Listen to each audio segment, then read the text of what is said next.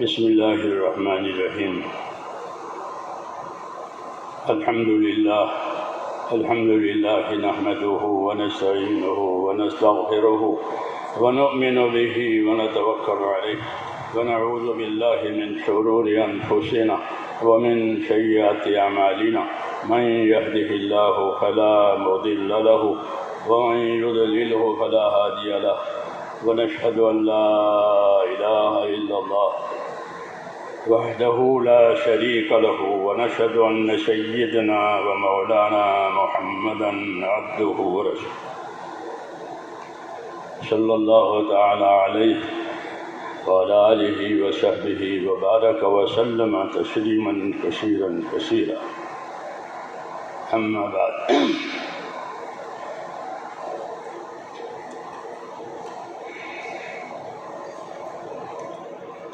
میرے پیارے بھائیوں اور بزرگوں،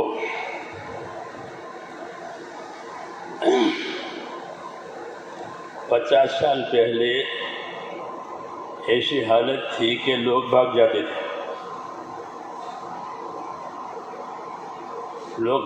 تھے، بیٹھتے نہیں تھے۔ اب حالت دوسری ہو گئی کہ مجمع بڑھتا جا رہا ہے،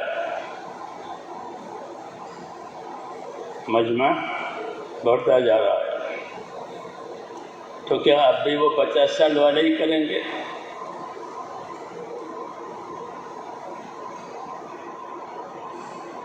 اب تو یہ جی چاہتا ہے کہ ایسا اعلان کریں کہ اچھی طرح نمازیں پڑھ لو، پھر بات کریں گے۔ 50 سال والی ڈگر اب نہیں ہوگی۔ ہاں، وجہ اس کی یہ ہے کہ بہت سے انفرادی اعمال ترک ہو رہے ہیں، بہت سے انفرادی اعمال ہم لوگوں کے چھوٹ رکھے، اور یہ نہیں ہونا چاہیے، بلکہ جس طرح محنت میں ترقی ہو، محنت کے ثمرات اور محنت کے نتائج میں بھی ترقی ہو، ورنہ وہ محنت کس کام کی جس کے ثمرات میں ترقی نہ ہو۔ سمجھ میں آئی بات؟ پہلے یہ تھا کہ بھئی بلاؤ اپنے بھاگ جائیں گے، اب تو نہیں ہے۔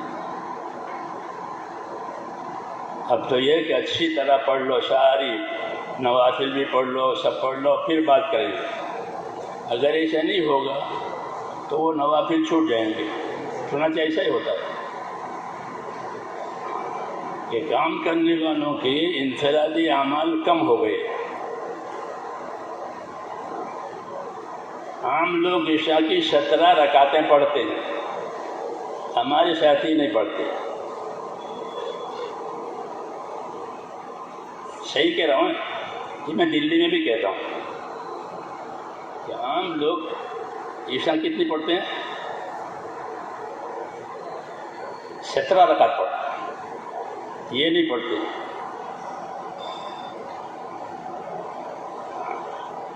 حالانکہ دعوت کا تقاضا یہ ہے کہ عبادت اور اعمال اور خیر بڑھ جائے۔ ہاں، یہ ہونا چاہیے، تو وہ کم ہو گئی۔ تو گویا ایک طرح سے اعتماد کر لیا کہ ہم تو ہیں ہی۔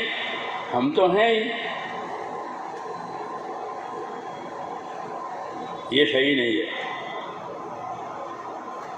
کہ ہم تو ہیں ہی، یہ صحیح نہیں ہے۔ ہاں، پہلے ایک بھائی لوگ بھاگ جاتے تھے، چل دیتے، بولا لو، اب نہیں ہے۔ اب اللہ تعالیٰ رجوع ہے، جان سے مال سے رجوع ہے۔ تو رجوع کے معنی یہ نہیں ہے کہ صرف ہمارے سامنے خروج کی ہی اہمیت ہو کہ خروج ہو جانا چاہیے۔ حالانکہ جو خروج ہے وہ باقی اوپر کے جو 5 ہیں نا ان کی ترقی کے لیے ہے، خروج کے لیے نہیں ہے۔ میری بات سمجھ آ رہی ہے؟ خروج کے لیے نہیں ہے۔ پہلے ہم شروع میں جاتے تھے بمبئی تو ہم تو کلمہ، نماز، علم، ذکر، یہ سب کہ بھائی ان باتوں کو پیدا کرنے کے لیے پھر اللہ کے راستے میں نکلنا۔ تو جو خروج ہے وہ اوپر کی چیزوں کو ترقی کے لیے ہے۔ ہاں، اس لیے خروج ہے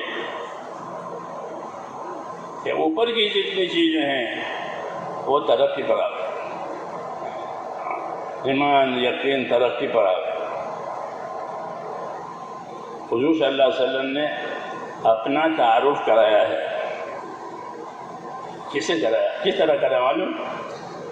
اس طرح کرایا کہ انی لاخشاکم واتقاکم، میں تم میں سب سے زیادہ اللہ سے ڈرنے والا ہوں، اور میں تم میں سب سے زیادہ اللہ کی ناراضگی سے بچنے والا ہوں۔ یہ تعارف کرایا ہے۔ کیوں؟ تاکہ امت اس کو لے، تعریف نہیں کی، تعارف کر۔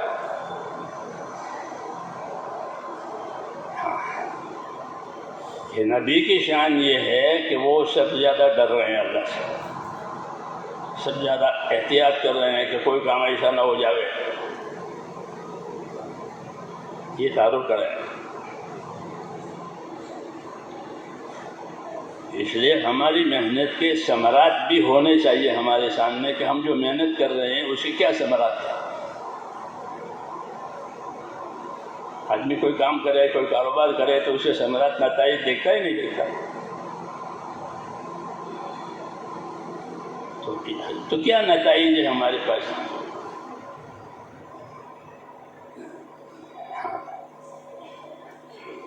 اور یہ دیکھیں صحابہ کرام کے پاس انہوں نے اپنے اندر کیا چیز پیدا کی؟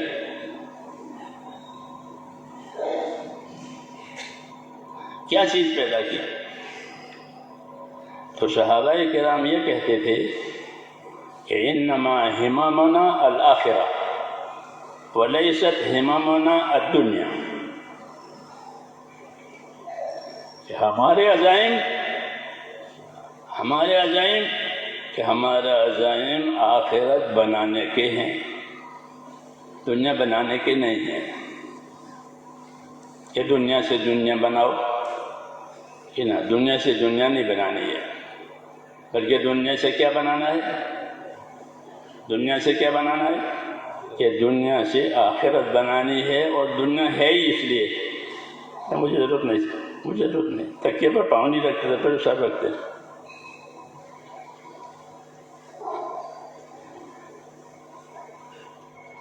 دنیا سے کیا بنانی ہے؟ کہ دنیا سے آخرت بنانی ہے۔ دنیا کو اللہ تعالیٰ نے بنایا ہے اس کے لیے کہ یہاں سے آخرت بنا کے جاوے۔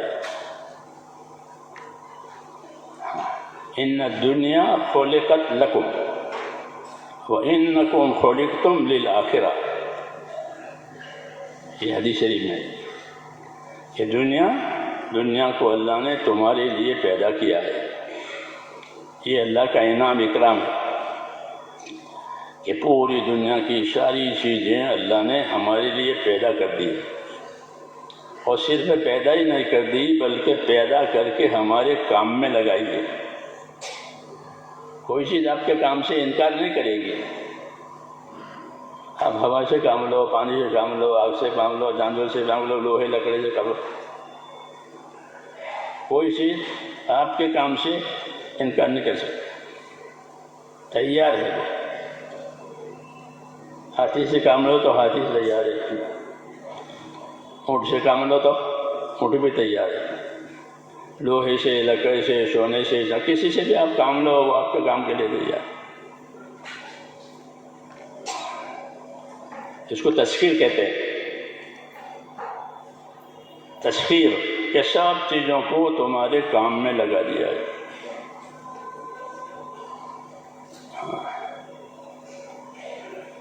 پھر اور تم کو سب چیزیں تمہارا کام کرے اور تم کیا کام کرو. ہم کو یہ دعوت دی ہے کہ تم اپنی دنیا سے آخرت بناؤ. ان الدنیا خلقت لکم وانکم خلقتم للآخرہ. تم اپنی دنیا سے کیا بناؤ؟ آخرت بناؤ. اس لیے اصل دعوت ہماری یہ ہے کہ ہم اپنی دنیا سے آخرت بنائیں. اور جتنے اسباب اور وسائل اللہ تعالیٰ نے دنیا کے لیے ہم کو دیے ہیں، وہ اسباب اور وسائل ہم اپنی حاجت ضرورت پر بھی استعمال کریں گے اور آخرت بنانے پر بھی استعمال کریں گے. یہ درمیانی طریقہ کہلاتا ہے. تو اصل دنیا بنی ہے آخرت بنانے کے واسطے. اس کو صحابہ کہتے ہیں انما ہممنا الآخرہ ولیست ہممنا الدنیا، کہ ہمارے عزائم، ہمارے ارادے آخرت بنانے کے ہیں. یہ اصل ہے. تو اس محنت کے ذریعے سے میرے دوستو ہمارے اندر آخرت کا رجحان بڑھے. اور آخرت کا رجحان بڑھنے کا کیا مطلب ہے؟ کہ آخرت کا رجحان بڑھنا ہے کہ آخرت کا رجحان ہماری عملی زندگی سے ظاہر ہو. یعنی اعمال کی کثرت ہو جائے. یہ نہیں کہ اعمال کم ہو گئے. جیسے میں نے کہا بھی سنت بھی طور پر لو، آ جاؤ. ہاں بہت کم ہو گئے. رسول صلی اللہ علیہ وسلم نے فتح مکہ کے وقت مکہ کا سفر کیا. جب مکے پہنچے تو اپنی بہن تھی، چچا زاد بہن حضرت علی کی سگی بہن، ان کے گھر اترے، وہاں غسل کیا، سفر سے آئے اور غسل کر کے 8 رکعت چاشت کی نماز وہاں پڑھی.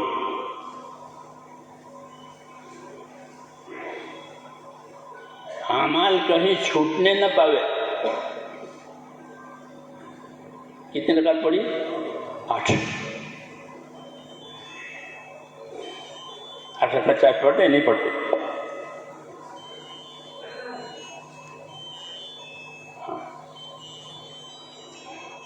حالانکہ دعوت عبادت کے لیے ہے. دعوت کس کے لیے؟ عبادت. اللہ نے عبادت کے لیے پیدا کیا ہے، اسی کی دعوت ہے کہ زندگی عبادت والی بنے، بندہ بن کر زندگی گزارے.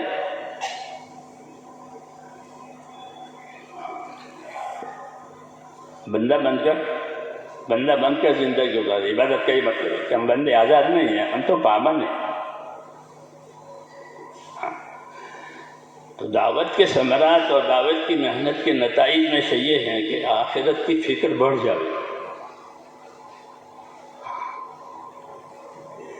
جیسے مریض اپنا علاج کراتا ہے کہ جو طاقت بدن میں کم ہو گئی ہے وہ پوری ہو جائے. مطلب علاج کا ہوتا ہے. علاج کوئی نئی زندگی نہیں ملتی. علاج سے نئی زندگی ملتی ہے کہ 50 سال کا تو تب علاج کے بعد 60 سال کا 60 سال ہو جائے. ایسا نہیں. علاج سے ایسا نہیں ہوتا کہ زندگی بڑھ جائے، زندگی لمبی ہو جائے، بلکہ جو طاقت کم ہو گئی تھی وہ بحال ہو جائے. یہ علاج کا مطلب ہے. پھر طاقت بحال ہو گئی تو وہ سارے کام کر لیں گے. ایسے ہی یہاں ہے کہ ہم کو ایک کام دیا گیا، ہم کو ایک محنت دی گئی، اس کی وجہ سے جو بیماریاں ہمارے اندر سے تھیں وہ نکل جائیں اور اپنے آخرت کے اعمال، آخرت کے کام بڑھ جائیں. یہ نہیں کہ ہم روٹین پر آ گئے، کنسیشن پر آ جائیں. ہاں کنسیشن 229 بھی در ہو گئے.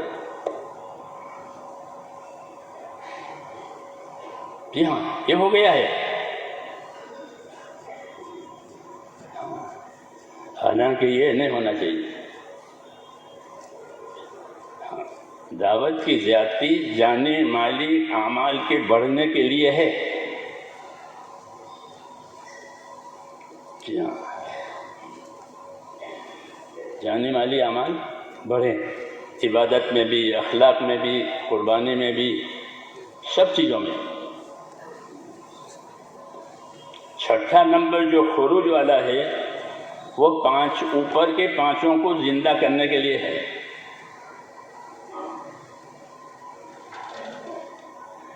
سمجھ میں نہیں آیا؟ یعنی ایمان میں ترقی ہو جائے۔ کیا ہو جائے؟ ایمان اللہ کرنے والا ہے، اللہ سے ہوتا ہے، اللہ کے غیر سے نہیں ہوتا، وہ جو چاہے گا وہ ہوگا، اور وہ اپنی قدرت میں اپنے فیصلے میں اکیلا ہے اللہ تعالیٰ۔ کہ یقین بڑھے، کیا بڑھے؟ ایمان یقین کی دعوت اس لیے دینی ہے کہ ہمارے اندر یقین بڑھے۔ یقین بڑھے گا تو کیا فائدہ ہوگا؟ یقین بڑھے گا تو یہ فائدہ ہوگا کہ آدمی حالات سے متاثر نہیں ہوگا، حالات سے متاثر نہیں ہوگا، کہ جو اللہ چاہے گا وہ ہوگا، جو اللہ کرے گا وہ ہوگا، جو اللہ نے لکھا ہے وہ ہوگا۔ اچھے حالات آئیں تو کہ اچھے حالات سے بھی متاثر نہیں ہوگا۔ آدمی اچھے حالات سے متاثر ہوتا ہے کہ اچھے حالات سے کیا متاثر ہوگا کہ عمل میں پیچھے ہو جائے گا۔ حالات اچھے ہو گئے، مشغولیت بڑھ گئی، ایک دکان تھی 2 ہو گئی، حالات اچھے ہو گئے تو حالات اچھے ہو جائے تو سنت طریقہ کیا ہے؟ یہ سیکھنا پڑے گا کہ حالات اچھے ہو گئے تو سنت طریقہ کیا ہے۔ علم و ذکر جو ہے ہماری دعوت میں، مولانا ایسا فرماتے تھے کہ علم و ذکر تو ہماری لائن میں یہ تو گاڑی کے 2 پہیے ہیں، اسی پر ساری گاڑی چلے گی۔ یہ گاڑی کے 2 پہیے تو کم سے کم ہوتے ہیں، 1 پہیے کی تو ہوتی نہیں، کم سے کم 2۔ علم و ذکر یہ ہماری گاڑی کے 2 پہیے ہیں کہ مسلمان کی زندگی علم و ذکر پر ہوتی ہے۔ تو میں نے کہا حالات اچھے ہو گئے تو کیا کرنا چاہیے؟ کیا حالات کے سنوارنے میں لگ جانا چاہیے؟ تو انبیاء کرام کا طریقہ یہ ہوتا تھا کہ جب ان کے حالات اچھے ہو جاتے تھے تو وہ اپنا کام اور بڑھاتے تھے،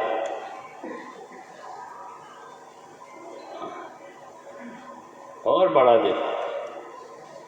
روایتوں میں ہے مکہ معظمہ فتح ہو گیا، چابی آپ کے ہاتھ میں کعبے کی آ گئی تو کام پورا ہو گیا کہ آپ نے اپنا کام بڑھا دیا، کہ آپ کی عبادت بڑھ گئی، آپ پر برہم آنے لگے، لمبی لمبی عبادتیں ہونے لگی۔ کیوں؟ کہ اللہ تعالیٰ نے رکاوٹیں ختم کر دی۔ کیا ختم کر دی؟ رکاوٹیں ختم کر دی۔ تب رکاوٹیں ختم کر دی تو کہ اپنا کام بڑھا دیں، اللہ سے اپنا تعلق بڑھا لیں۔ یہ سنت ہے انبیاء کرام کی کہ جب ان کے حالات اچھے ہو جاتے ہیں تو وہ کام کو زیادہ کرتے ہیں، کیونکہ اچھے حالات ہوں ناگوار حالات ہوں، یہ دونوں حالات اللہ تعالیٰ کی طرف سے اصل نہیں ہے، امتحان کے لیے ہے۔ کس لیے؟ امتحان کے لیے۔ کبھی اللہ تعالیٰ اچھے حالات دیکھ کر آزمائش کرتا ہے کہ روزی بھی پھیل گئی، عزت بھی ہو گئی، صحت بھی ہو گئی، کوئی پریشانی نہیں ہے، سارے حالات ٹھیک ہو گئے، تو یہ بھی امتحان ہے۔ اس لیے یہ راستہ بتایا کہ جب حالات اچھے ہو جائیں تو یہ نہیں کہ سہار اعتماد کر لے کہ ہم تو ہیں اور اعمال کم ہو جائیں، کہ نہیں، جب حالات اچھے ہو جائیں تو کام بڑھ جائے.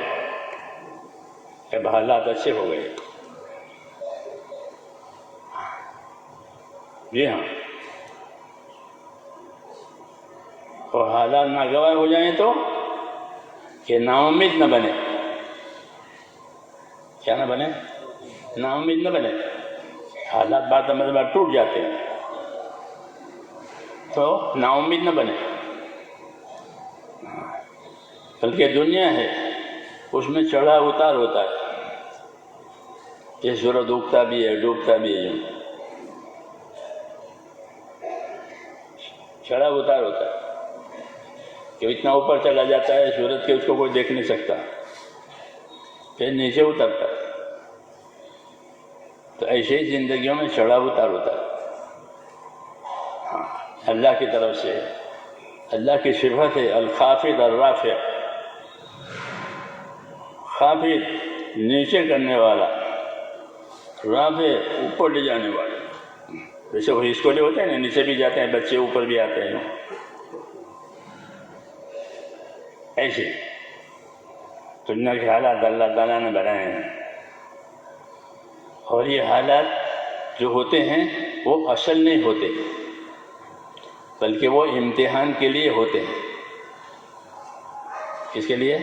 امتحان کے لیے. وَبَلَوْنَاهُمْ بِالْحَسَنَاتِ وَالسَّيِّئَاتِ، کہ ہم نے ان کو اچھے حالات سے بھی آزمایا، ناگوار حالات سے بھی آزمایا.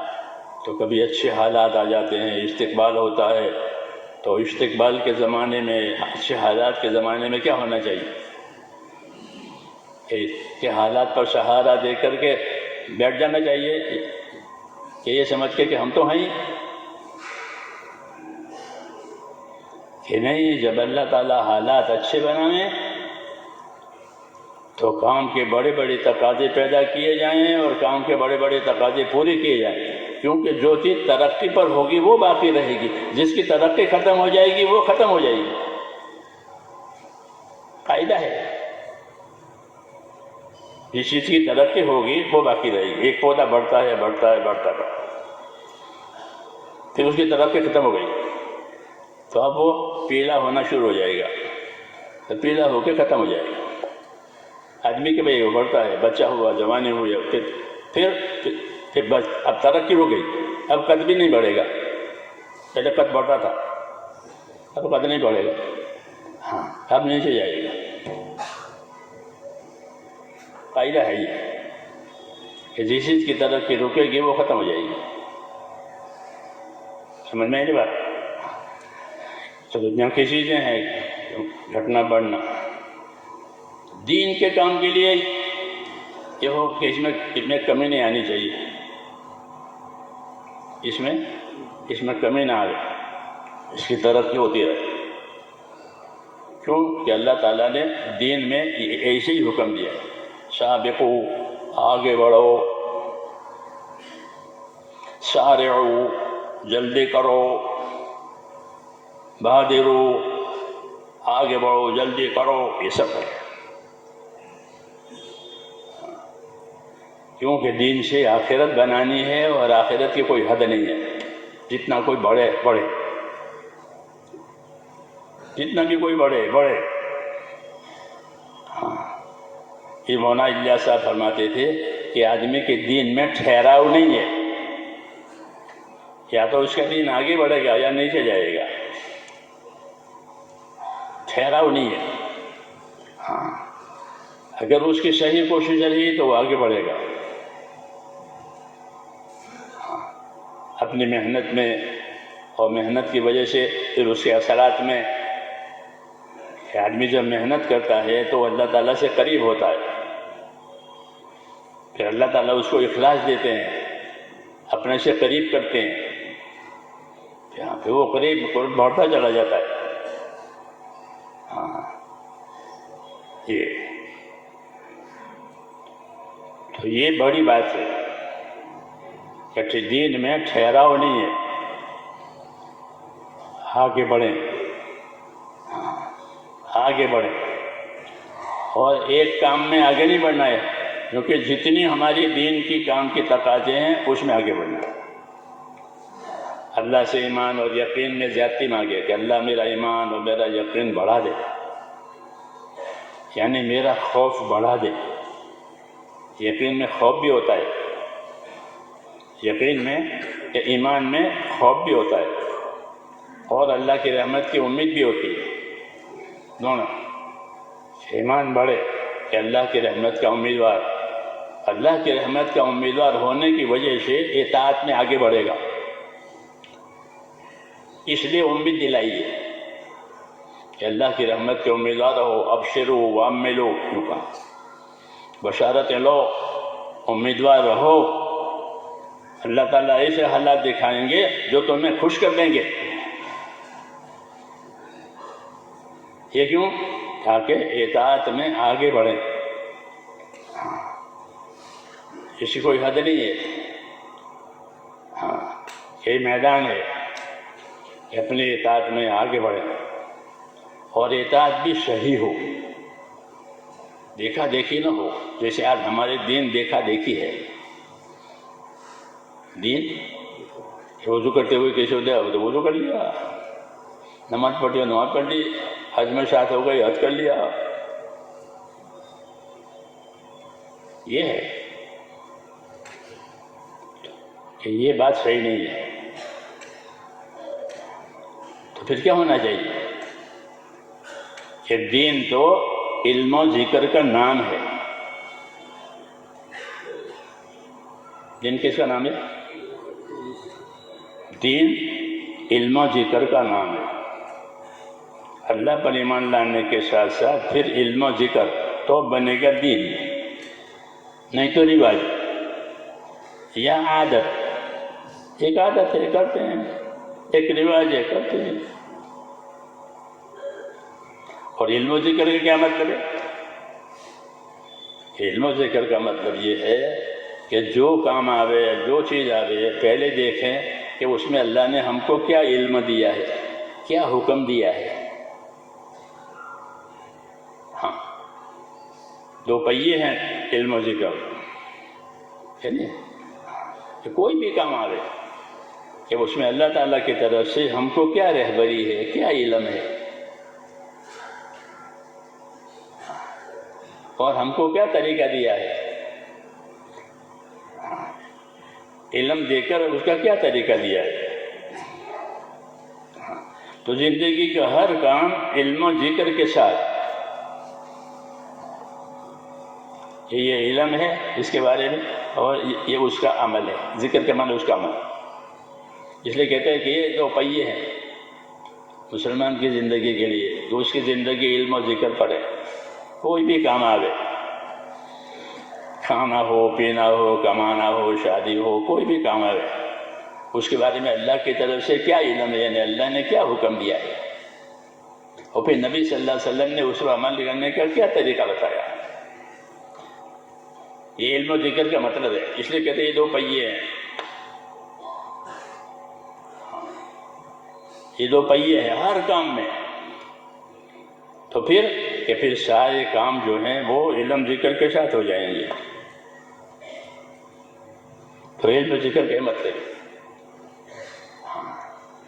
نماز پڑھے تو علم و ذکر کے ساتھ، نماز پڑھے تو علم و ذکر کے ساتھ۔ فجر کی 2 سنت پڑھنی ہے تو فجر کی 2 سنت پڑھنے کا کیا علم دیا ہے؟ مثال دے رہا ہوں کہ فجر کی 2 سنت کے بارے میں حضور نے اہمیت بتائی کہ فجر کی 2 رکعات دنیا ما فیہا سے بہتر، کہ اس کی اہمیت ہوئی۔ کیا طریقہ ہے کہ فجر کی 2 رکعت نماز رسول صلی اللہ علیہ وسلم ہلکی پڑھتے تھے۔ کیسے پڑھتے تھے؟ ہلکی، لمبی نہیں۔ علم و ذکر کی بات کر رہا ہوں۔ اب اس کی ضرورت آئی ہے کہ ہماری زندگیاں علم و ذکر کے ساتھ ہو۔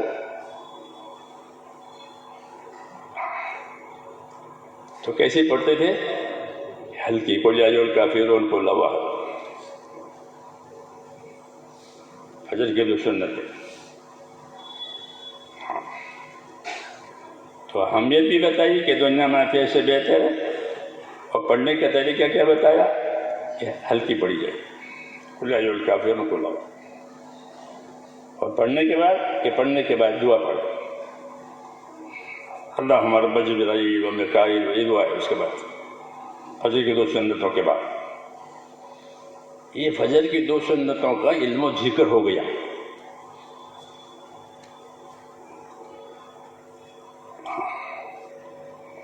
یہ بات بتانی اب ضروری ہے. کیوں کہ الحمدللہ پورا مجمع ذمہ داریوں کو لے رہا ہے، اخلاص کے ساتھ قربانی دے رہا ہے، اور کوئی شک نہیں ہے ان کے مخلص ہونے میں. مولانا الیاس صاحب فرماتے تھے ہماری یا ایھا الذین آمنوا اتقوا اللہ وکونوا مع الصادقین، اے ایمان والو اللہ سے ڈرو، سچوں کے ساتھ رہو. تو فرماتے تھے سچے نبی بھی سچے ہیں، تمام اکابر تمام بزرگان دین سچے ہیں، ان کے ساتھ رہنا. فرمایا ہماری جماعت والے بھی سچے ہیں. یہ جو جا رہے ہیں اللہ کے راستے میں 3 دن کے لیے، 10 دن کے لیے، 40 سال میں، کہ یہ سب سچے ہیں. کیوں کہ اپنی جان لگا رہے ہیں، اپنے مال لگا رہے ہیں، بات مان رہے ہیں، ان کی کوئی دوسری غرض نہیں ہے. یہ بھی سچے ہیں، ان کے ساتھ رہو. سمجھ میں آئی بات؟ کام ہے. یہ سچے ہیں، ان کی کوئی غرض نہیں ہے، کوئی مطلب نہیں ہے، کوئی فریب نہیں ہے. ہاں جو کہو گے وہ سنیں گے، جو فرمائیں گے. کہ یہ بھی سچے ہیں. کونوا مع الصادقین، سچوں کے ساتھ رہو. اور بات بھی یہی ہے، یہ سب سچے ہیں، صحیح ہیں ان کی ساری چیزیں، کوئی روش غلط نہیں ہے. ہاں یہ بات ضرور ہے کہ اس کو علم و ذکر پر لانا ہے. اس لیے نمبر رکھا گیا ہے، اور اس کو 2 پہیے بتائے. کیا بتائے؟ 2 پہیے، نماز کا علم اور اس کا عمل. اس طرح رکوع کرو، اس سے ججمن کہ فجر کے 2 سنت کی بات بتائی میں نے. علم و ذکر کی یہ غایت ہے کہ ہمارا ہر عمل علم کی روشنی میں ہو، اور اس کا طریقہ وہ بھی صحیح ہو عمل کرنے کا. میری بات سمجھ آئی؟ یہ مطلب علم و ذکر کا. میں نے کہا آپ غلط کر رہے ہیں، لیکن ایک بات واضح کرنی ہے کہ بھئی الحمدللہ کام کو اللہ نے پھیلا دیا اور لوگوں نے اوڑھ لیا اور آگے رکھا کام کو. لوگ اب کام کو آگے رکھتے ہیں، اپنے کاموں کو پیچھے کرتے ہیں. قابل قدر بات ہے اس میں، لیکن اس کو لانا ہے علم و ذکر پر، تاکہ یہ رسم نہ بنے. جب علم و ذکر نہیں ہوگا تو وہ رسم بنے گی. ایک کام ہے کر رہے ہیں، رسم دین نہیں ہوتا. رسموں سے دین مٹ جاتا ہے. رسم و رواج سے دین جب مٹتا ہے تو رسم رواج رہ جاتے ہیں، اور دین ہوتا ہے تو کہ طریقے ہوتے ہیں، عمل ہوتا ہے، دین ہوتا ہے. ہاں اس لیے میرے دوستو اپنے کام کو اور اپنی زندگی کو محنت پر لے آویں اور علم و ذکر پر لے آویں. صحابہ کرام جو تھے وہ ایسے نہیں تھے کہ بھئی وہ اللہ کے راستے میں جاتے رہتے تھے. نہیں، اتنا نہیں تھا کہ وہ جاتے ہی تھے اللہ کے راستے میں. وہ جاتے بھی تھے، آتے بھی تھے، جان بھی لگاتے تھے، مال بھی لگاتے تھے. اور اس کے ساتھ ان کے اندر یہ بات بھی تھی کہ وہ علم کے ساتھ ہوتے، دین سیکھتے ہوئے، دین سکھاتے ہوئے. ہاں جو طریقے دین نے بتائے ہیں اس کی پیروی کرتے ہوئے، کہ اس کا یہ طریقہ ہے، اس کا یہ طریقہ ہے، اس کا میں نے کہا سنتوں کا یہ طریقہ ہے، یہ لیتے ہوئے. کوئی صحابی جاہل نہیں تھا. یہ ان کی صفت تھی کہ اپنے دین کو سیکھتے ہوئے کہ اس وقت میرے ذمے کیا ہے، تو اس کے پاس اس کی معلومات ہوتی تھی تاکہ عمل غلط نہ ہو، اور ایک دوسرے کو سکھاتے تھے، ایک دوسرے کو بتاتے تھے، کام ہی یہی ہے۔ اس لیے اس کی ضرورت ہے کہ ہمارا کام علم و ذکر کے ساتھ ہو، تو اس کام کی طرح مولانا یوسف فرماتے تھے کہ دو علم ہے، ایک فضائل کا، ایک مسائل کا، ایک علم فضائل کا اور ایک علم مسائل۔ فضائل فرماتے تھے ہمارے ہاں ہر شعبے کے فضائل ہیں، ہر شعبے کے مسائل ہیں۔ مثلا نماز کے فضائل ہیں اور نماز کے مسائل ہیں۔ ایسا نماز صحیح ہوگی، نماز ٹوٹ جائے گی، نماز فاسد ہوگی، مکروہ ہوگی، یہ مسائل ہیں کہ عبادت کے فضائل بھی ہیں، عبادت کے مسائل بھی ہیں۔ فضائل تو اس لیے یاد کرنے ہیں کہ فضائل کی وجہ سے رغبت پیدا ہوتی ہے۔ کیا پیدا ہوتی ہے؟ رغبت پیدا ہوتی ہے کہ اللہ تعالیٰ اس پر مجھ کو یہ دینے والا ہے۔ فضیلتوں میں یہ بتاتے کہ اللہ تم کو یہ دیں گے، اور پکی بات ہے، وعدہ ہے۔ تو فضائل سے شوق پیدا ہوتا ہے اور وعیدوں سے خوف پیدا ہوتا ہے کہ وعید بھی سنیں کہ ایک نماز ترک کرنے کا کیا عذاب ہے۔ وعدہ اور وعید، یہ وعدہ کہ اللہ کے وعدے کا یقین کہ میں یہ عمل کروں گا، خدا یہ دے گا، اور میں نے یہ گناہ کیا تو یہ سزا ہوگی۔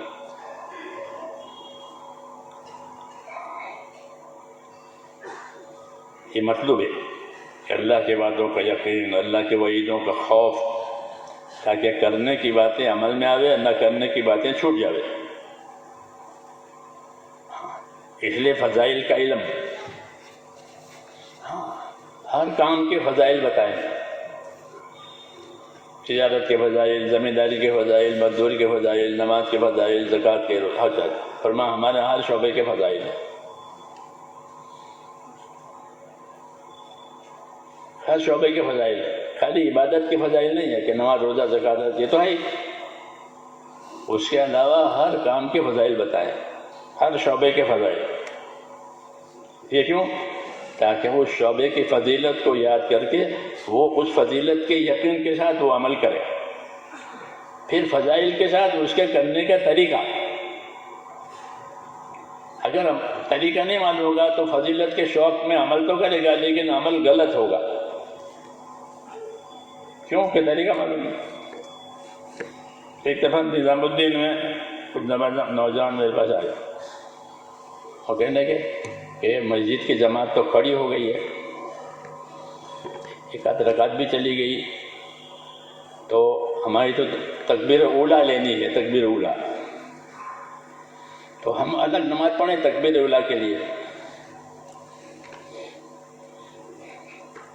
ہاں، تو تکبیر اولیٰ کی فضیلت معلوم ہے، تکبیر اولیٰ لینے کا طریقہ نہیں معلوم ہے، تو مسجد کی جماعت سے ہٹ کر الگ نماز پڑھیں تاکہ تکبیر اولیٰ ملے۔ حالانکہ ایسا نہیں ہے، جب مسجد میں جماعت کھڑی ہو گئی ہو تو دوسری نماز نہیں پڑھ سکتے، چاہے تکبیر اولیٰ ملے یا نہ ملے، یہ مسئلہ ہے۔ اذا اقیمت الصلاۃ فلا صلاۃ الا المکتوبہ، کہ جب نماز کھڑی ہو گئی تو اب کوئی نماز نہیں پڑھ سکتے، اب یہی فرق پڑھو، چاہے تکبیر اولیٰ ملے نہ ملے، رکعت ملے نہ ملے، اسی میں رہو۔ یہ مسئلہ ہے۔ اب مسئلہ نہیں معلوم ہے، فضیلت معلوم ہے، تو مسجد کی جماعت سے نکل کر باہر الگ پڑھے تاکہ تکبیر اولیٰ ہماری 3-4 نماز مل کے ہو جائے۔ یہ غلطیاں کیوں ہوتی ہیں؟ یہ شوق ہے تکبیر اولیٰ کا، اور مبارک ہے کہ جس کو تکبیر اولیٰ کا شوق ہو، تکبیر اولیٰ نماز پڑھے، بہت مبارک ہے، مطلوب ہے، لیکن تکبیر اولیٰ حاصل کرنے کا طریقہ بھی معلوم ہونا چاہیے۔ اس کے حاصل کرنے کا یہ طریقہ کہ جو نماز مسجد میں ہو رہی ہے اس کی تکبیر اولیٰ، نہیں تو ہر لوگ آئیں گے اپنی تکبیر اولیٰ سے علامات پڑھیں گے تو جماعت منتشر ہو جائے گی۔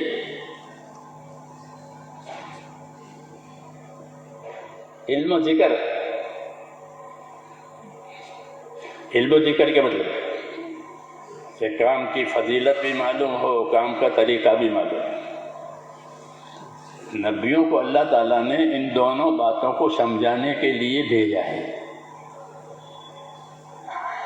کہ جو بھی کام کرو گے اس کی کوئی فضیلت ہوگی اور اس کا طریقہ ہوگا۔ اس سے کیا ہوگا کہ اس سے دنیا دین بن جائے گی، دنیا دین بن جائے گی کہ طریقوں پر عمل کیا، کیونکہ طریقوں کے عمل کرنے میں فضیلت ہے، طریقوں پر عمل کرنے میں فضیلت ہے، بے طریقہ عمل کرنے کی فضیلت ہے۔ تو وہ کیا فضیلت ہے وہ جانو، تاکہ عمل کرتے وقت اس کا دھیان رہے کہ میں یہ عمل کر رہا ہوں، اس پر میرا اللہ مجھے یہ دینے والا ہے۔ کہ فضائل کا مذاکرہ اور فضائل کا دھیان اتنا ہو کہ عمل کرتے وقت وہ سامنے ہے کہ میں یہ عمل کر رہا ہوں اور اللہ مجھے اس پر یہ دے گا۔ اس لیے حضور صلی اللہ علیہ وسلم نے ہر چیز کے فضائل بتائے، ہر چیز، خالی 5 نمازوں کے اور روزہ ارکان اسلام کے جس طرح فضائل ہے، سب چیزوں کے فضائل، تجارت کے فضائل، زمینداری کے فضائل، جی ہاں، مزدوری کے فضائل، مزدوری کولی، کہ کولی نہیں ولی ہے، وہ مزدوری کی فضیلت ہے، تو وہ کولی تو لوگ کولی کہیں گے، وہ ولی ہے، کیوں کہ اس کی فضیلت ہے۔ کہ حضور صلی اللہ علیہ وسلم نے فرمایا کہ جو آدمی اپنی محنت مزدوری کی وجہ سے شام کو تھک کر چور ہو جائے گا تو اللہ اسی وقت اس کی مغفرت بھی کر دے گا۔ تو اس کی تو روز مغفرت ہوتی ہے، مزدوری کی اور کولی کی روز مغفرت ہوتی ہے۔ تو مزدوری وہ کولی نہیں ہے، مزدور نہیں ہے، اس کی مزدوری کی فضیلت ہے، لیکن اس کو خبر نہیں ہے، اس کو خبر نہیں ہے، اس لیے کہ نہیں اس کو میرے اس عمل کی کیا فضیلت ہے، ہر شعبے کی فضیلت ہے، مزدوری ہو، تجارت ہو، زراعت ہو، عہدے داری ہو، سب کی فضیلتیں ہیں۔ اس کو مولانا فرماتے تھے علم و ذکر میں اس کو لاؤ کہ سب چیزوں کی فضیلت جانو اور فضیلت جان کے پھر اس کے طریق پر عمل کرو تاکہ ہر لائن سے فضیلت کماؤ۔ آدمی اپنے گھر میں خرچہ دیتا ہے بیوی بچوں کو تو اس کو ضرورت سمجھتا ہے، عبادت نہیں سمجھتا۔ کیا سمجھتا ہے؟ ضرورت ہے بیوی بچوں کا، حالانکہ سب سے زیادہ ثواب جو ہے وہ بیوی بچوں کو خرچہ دینے میں ہے۔ غریب کو پیسہ دینے میں تو ثواب سمجھتا ہے، بیوی بچوں کو خرچہ دینے میں ثواب کا ذہن نہیں ہے۔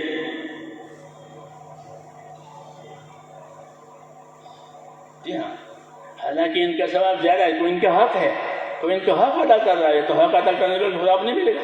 فقیر کا تو حق نہیں ہے، فقیر پر تو ایسا نہیں۔ تو یقین کی کمزوری کی وجہ سے بہت سی چیزیں ایسی ہو جاتی ہیں، ورنہ مسلمان کو تو اس کے ہر عمل پر انعام ملتا ہے۔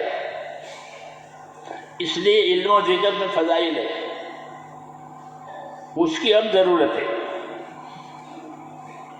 کہ مختلف طبقے دین پر آ رہے ہیں کہ ان کو فضیلتیں بتاؤ کہ تمہاری تجارت کی یہ فضیلت ہے، تمہاری ملازمت کی یہ فضیلت ہے، تمہاری چیز یہ فضیلت ہے، اور تم کام کرو گے تو یہ فضائل میں تم آگے بڑھو گے، دوسروں کو بھی لگاؤ گے۔ ہاں، کہ فضائل سے تو عملی زندگی کو پانی ملتا ہے،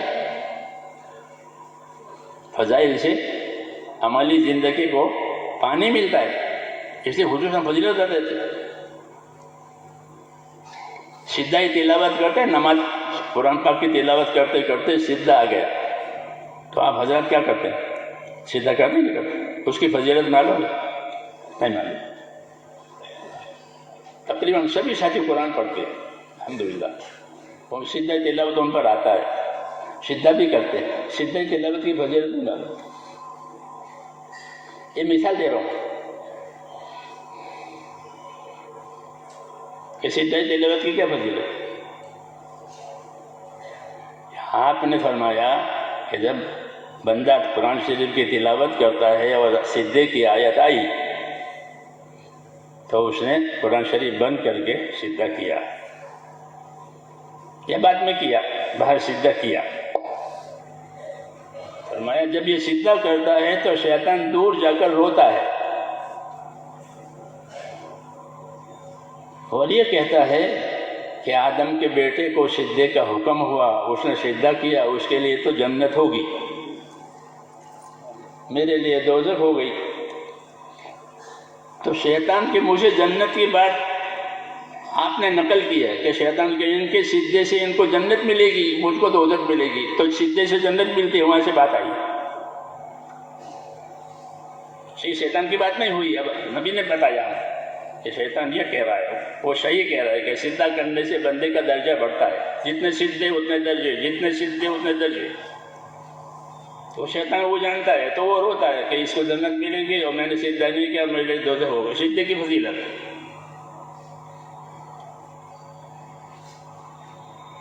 سمجھ میں جو علم و ذکر کا یہ تقاضا ہے کہ جو کام کرے کہ اس کی فضیلت کو یاد ہو، پھر اس کا طریقہ معلوم کہ بس ہو گیا کام، کہ علم ذکر آ گیا سجدے میں کہ یہ فضیلت ہے، پھر جا کے سجدہ کر لیا۔ علم و ذکر اس لیے کہا کہ دو پہیے ہیں، ہر کام کا علم، اس کا ذکر، ہر کام کا علم یعنی اس کا عمل، کہ کھانے کا یہ طریقہ ہے، کھانے کا یہ علم ہے، اس کا یہ طریقہ ہے، تو اب اس طریقے کا کھانا کھایا تو کھانا کھانا دین بن گیا، اس کی فضیلت مل گئی۔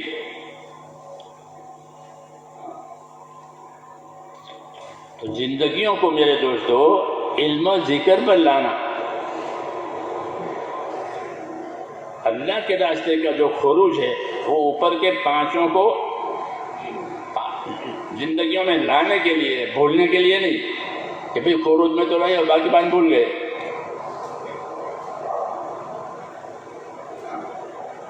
شروع میں جب ہم جماعتوں میں جاتے تھے ہم کہتے کہ دیکھو یہ کلمہ والا یقین، نماز والی عبادت، اور پھر علم و ذکر اور ان سب کو پیدا کرنے کے لیے اللہ کے راستے میں نکلنا۔ تو اللہ کے راستے میں نکلنا ان سب چیزوں کو پیدا کرنے کے لیے ہے، لیکن نکلنا ہی نکلنا۔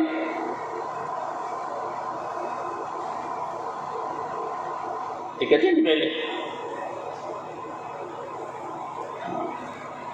کہ ہمارا چھٹا نمبر باقی پانچوں کو مضبوط کرنے کے لیے ہے۔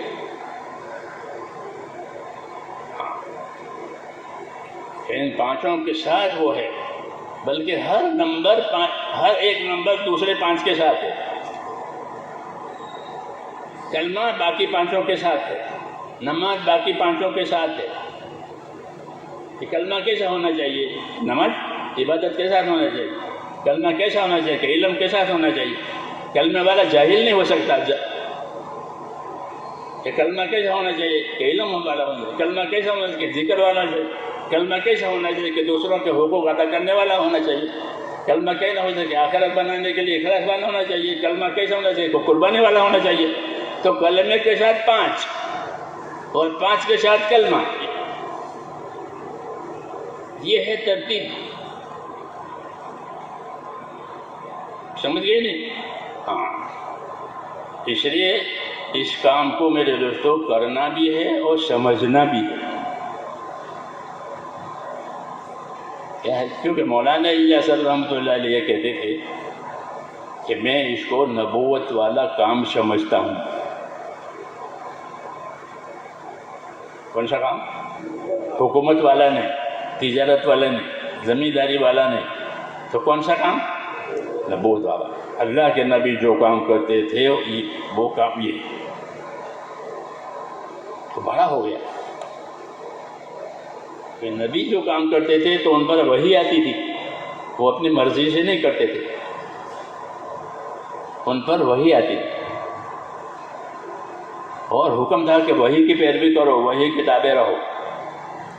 اتبع ما یوحی الیک، جو وحی آپ پر آوے اس کے پابند رہو۔ تو نبی کو وحی کا پابند کیا جاتا تھا اور امت کو نبی کا پابند کیا جاتا۔ کیونکہ اصل زندگی یہی ہے، آمن اتباع اس کو کہتے ہیں، اصل زندگی اتباع میں ہے، اتباع نہیں ہے تو وہ آزاد ہے، اتباع نہیں ہے تو وہ آزاد ہے۔ اس لیے اس محنت کے ساتھ ساتھ ہمارا اتباع بڑھنا چاہیے،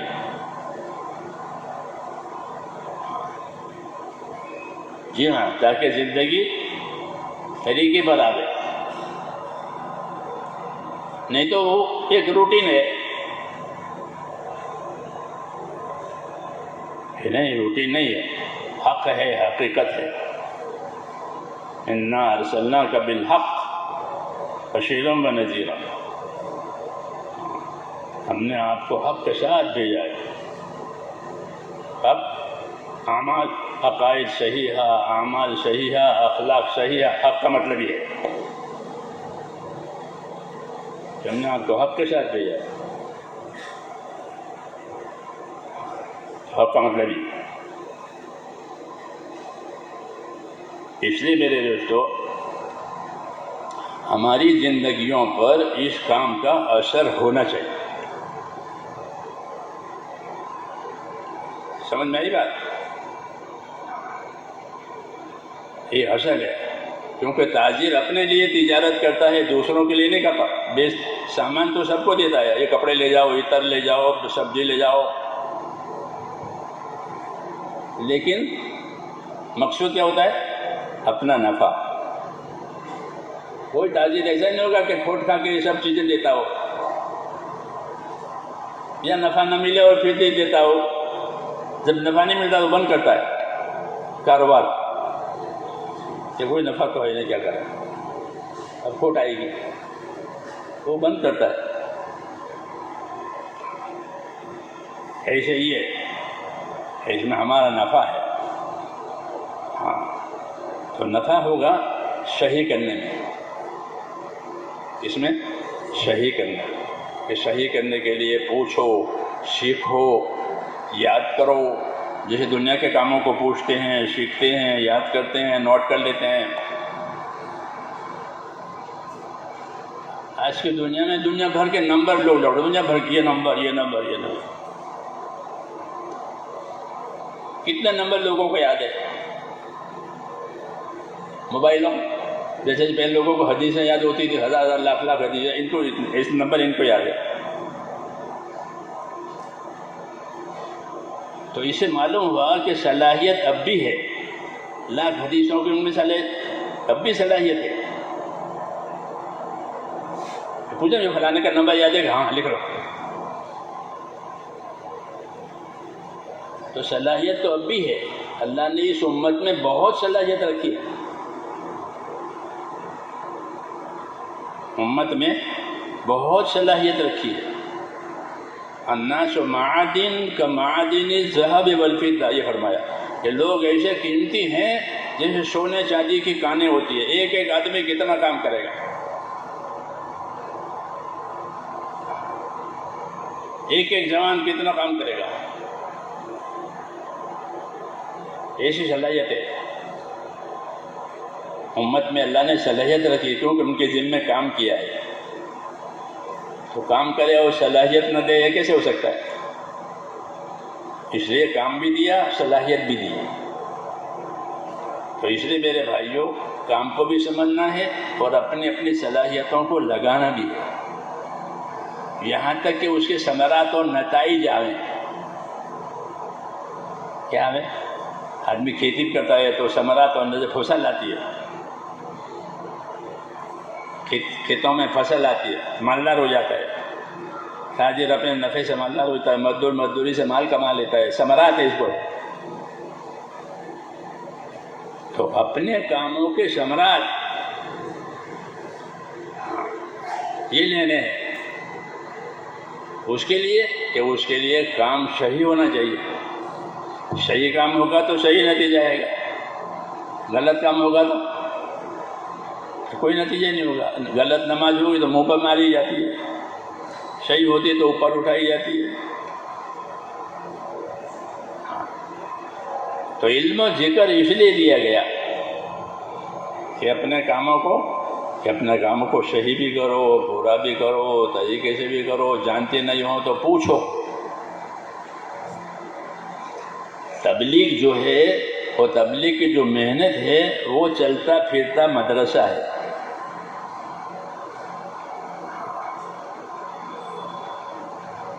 ایک مدرسہ اپنی جگہ ہوتا ہے وہ بھی ٹھیک ہے، اور ایک مدرسہ چلتا پھرتا۔ جب کیس بڑھ جاتے ہیں تو چلتی پھرتی کورٹ ہوتی ہے کہ آج کورٹ یہاں ہے، آج کورٹ یہاں ہے۔ ایسے بیماروں کے لیے کیا دوا، آج یہاں کیمپ ہے ڈاکٹروں کا تو دوا خانہ یہاں لاتے تاکہ بیماروں کو سہولت ہو جائے۔ یہ دوا خانوں کو چلاتے ہیں، ڈاکٹروں کو چلاتے ہیں، کورٹ میں عملداروں کو چلاتے ہیں۔ کیس بہت ہو گئے نکل جاتے۔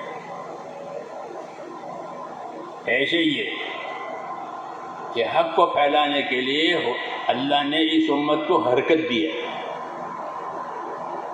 کیا دی ہے؟ حق پھیلانے کے لیے اس امت کو حرکت دی ہے۔ اخرجت للناس، جو کہ تم لوگوں کے لیے نکالے گئے ہو۔ تو جو حرکت دی ہے وہ حق پھیلنے کے لیے ہے، حق ہماری زندگی میں بھی آوے اور دنیا میں بھی آوے۔ یہ ذمہ داری ہے کہ حق ہماری زندگی میں آوے۔ تو حق ہماری زندگی میں آنے کا راستہ ہے کہ سیکھیں، اس کو پوچھیں، یاد کریں۔ جو چیز یاد نہیں ہے وہ پوچھیں، سیکھیں، یاد کریں۔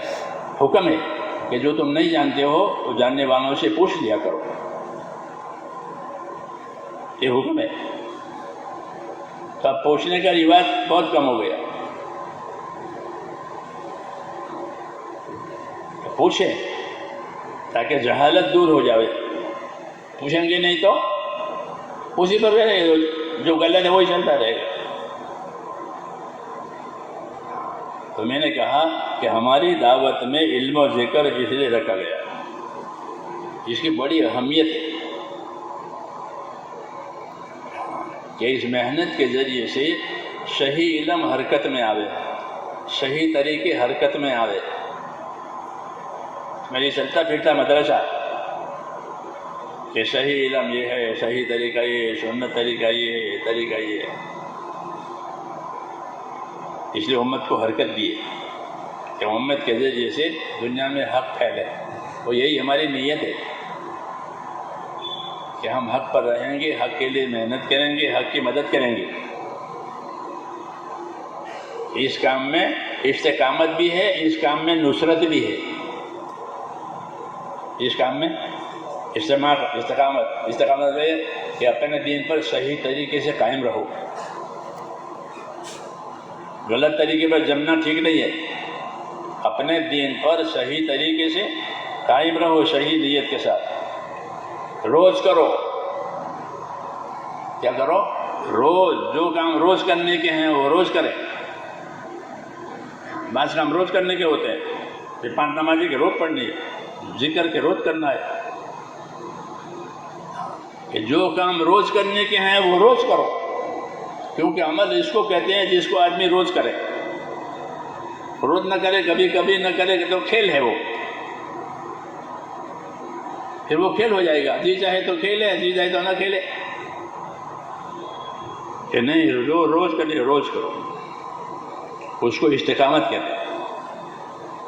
دعوت کے ذریعے سے دین کے کاموں پر اپنے آپ کو پابند کرنا ہے کہ نماز پہلی صف میں پڑھنی ہے۔ مثال کے طور پر نماز پہلی صف میں پڑھنی ہے، نماز تکبیر الاولیٰ کے ساتھ پڑھنی ہے، یہ پہلی صف سے بھی آگے۔ اور نماز انتظار صلاۃ کے ساتھ پڑھنی ہے، یہ تکبیر الاولیٰ سے بھی آگے۔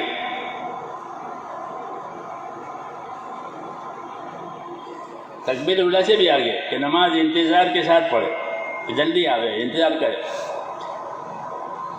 تو جو انتظار صلاۃ کے ساتھ نماز پڑھے گا اس کی تکبیر اولیٰ کبھی نہیں فوت ہوگی، کیونکہ وہ اسے بھی آگے ہے۔ اور جو تکبیر اولیٰ کے ساتھ پڑھے گا اس کی جماعت کبھی فوت نہیں ہوگی۔ سمجھ رہے بات؟ اور جو جماعت کے ساتھ نماز پڑھے گا اس کی نماز کبھی قضا نہیں ہوگی. جماعت کے ساتھ نماز پڑھ لے، نماز قضا ہونے کا کیا سوال ہے؟ اس لیے حکم ہے کہ آگے بڑھو، آگے بڑھو. تو آگے بڑھنے کے یہ طریقے ہیں. سمجھ میں نا؟ یہی مقصود ہے کام کا کہ ہمارے اعمال کیفیت کے لحاظ سے بھی بڑھ جاوے اور کمیت کے لحاظ سے ہی بڑھ جاوے. جی ہاں، کہ کتنی رکعتیں پڑھنی ہیں، کہ اتنی کہ پڑھیں، کہ تہجد کی کتنی کہ اتنی، چاش کی کتنی کہ اتنی، اشراق کی کتنی کہ اتنی، اول ببین کتنی اتنی، کہ پڑھیں گے اس کو. دعوت کا اثر یہ ہے کہ اعمال میں کثرت ہو جائے. کیا ہو جائے؟ ہر آدمی کی ذاتی زندگی میں عمل بڑھ جائے.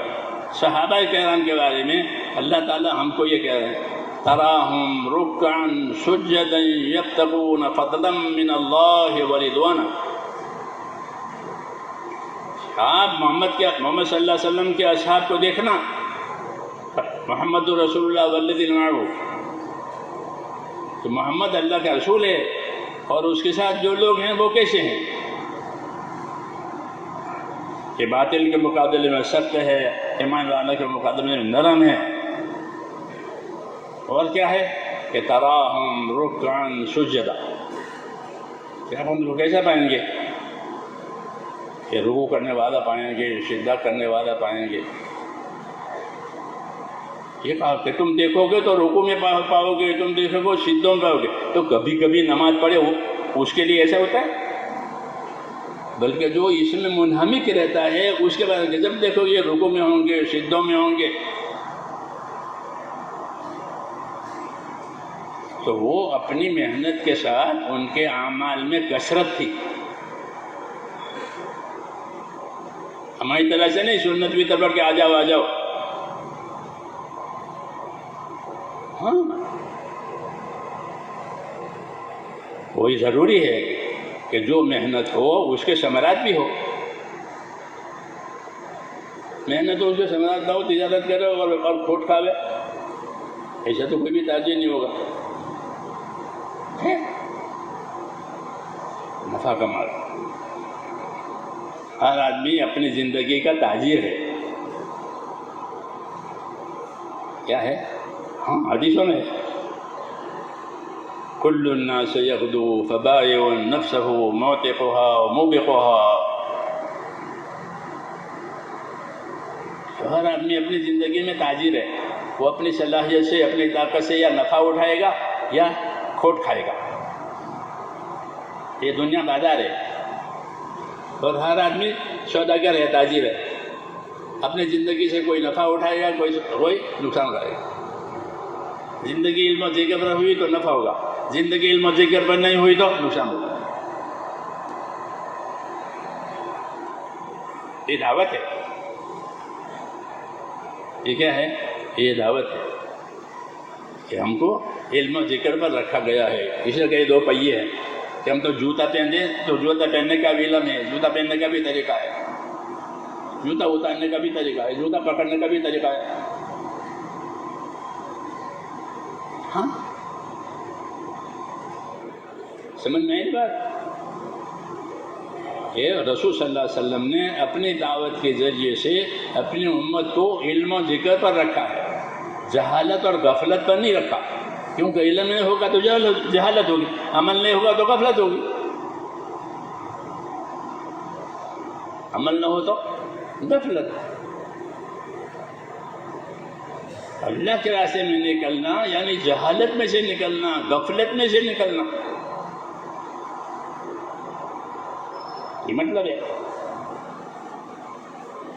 اللہ کے راستے میں نکلنا، اپنی خواہشوں میں سے نکلنا اور حق اور ہدایت پر آنا. خروج فی سبیل اللہ اے خروج من الہویٰ الی الہدیٰ. کہ خروج کیا؟ کہ اپنی خواہشوں میں سے نکل گئے اور حق اور ہدایت پر آ گئے. یہ خروج. یہ دیکھیے گھر سے گودرے سے نکل گئے، یہ خروج صورتاً ہے، یہ خروج اور اصل خروج کیا ہے؟ اپنی خواہشوں میں نکل گئے. اب خواہش کی پیروی نہیں کریں گے. جیسے روزہ دار خواہشوں میں سے نکل جاتا ہے روزے کی حالت میں، روزے کی حالت میں روزہ دار اپنی خواہش میں نکل گا، کھانا ہے نہیں کھائے گا، بیوی ہے تو بھی کچھ نہیں، روزہ ہے، میرا روزہ ہے. اس لیے اللہ کو روزہ بہت پسند ہے.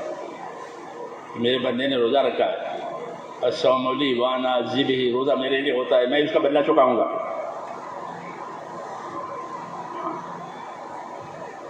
تو خروج تو اصل تو خروج ہے اپنی خواہشوں میں سے نکلنا اور حکموں پر اور اطاعت پر آنا، اس کا نام خروج. مشکل یہ کام ہے کہ یہ خروج صحیح ہوا تو آدمی خواہشوں میں سے نکل جائے گا، پکی بات.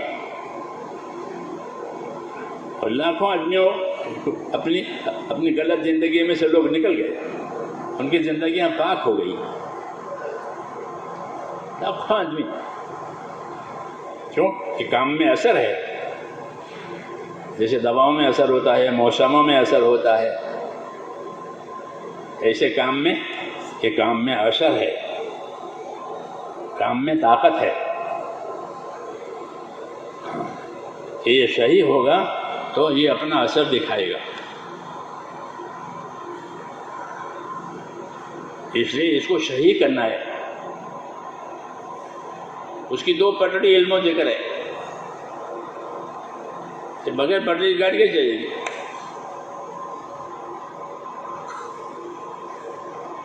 یہ کہ پھر کوئی عمل غلط نہیں ہوگا، علم کے ساتھ ہوگا، طریقے کے ساتھ ہوگا، علم کے ساتھ ہوگا، طریقے کے ساتھ ہوگا. علم و ذکر اسے رکھا گیا. علم و ذکر میں اللہ کا کیا حق ہے، بندے کا کیا حق ہے، میری ذات کا کیا حق ہے. کیونکہ جب علم ہوگا تو حقوق کی بھی خبر ہوگی، علم نہیں ہوگا تو حقوق کی بھی خبر نہیں ہوگی. جیسے طریقے کی خبر نہیں ہے، حق کی بھی خبر نہیں ہے. بات سمجھ میں آ رہی میری؟ یہ مذاکرہ ہے، کیونکہ آپ حضرات ماشاءاللہ ذمہ داریوں کے ساتھ چل رہے ہیں، ذمہ داریوں کے ساتھ، امانت داری کے ساتھ، قربانی کے ساتھ چلے، اس میں کوئی شک نہیں ہے. اللہ قبول فرمائے. لیکن اس کے ساتھ یہ چیزیں ہیں، اس لیے یہ نمبر رکھے گئے. کیا رکھے گئے؟ کہ 6 نمبر 6 نمبر 6 نمبر.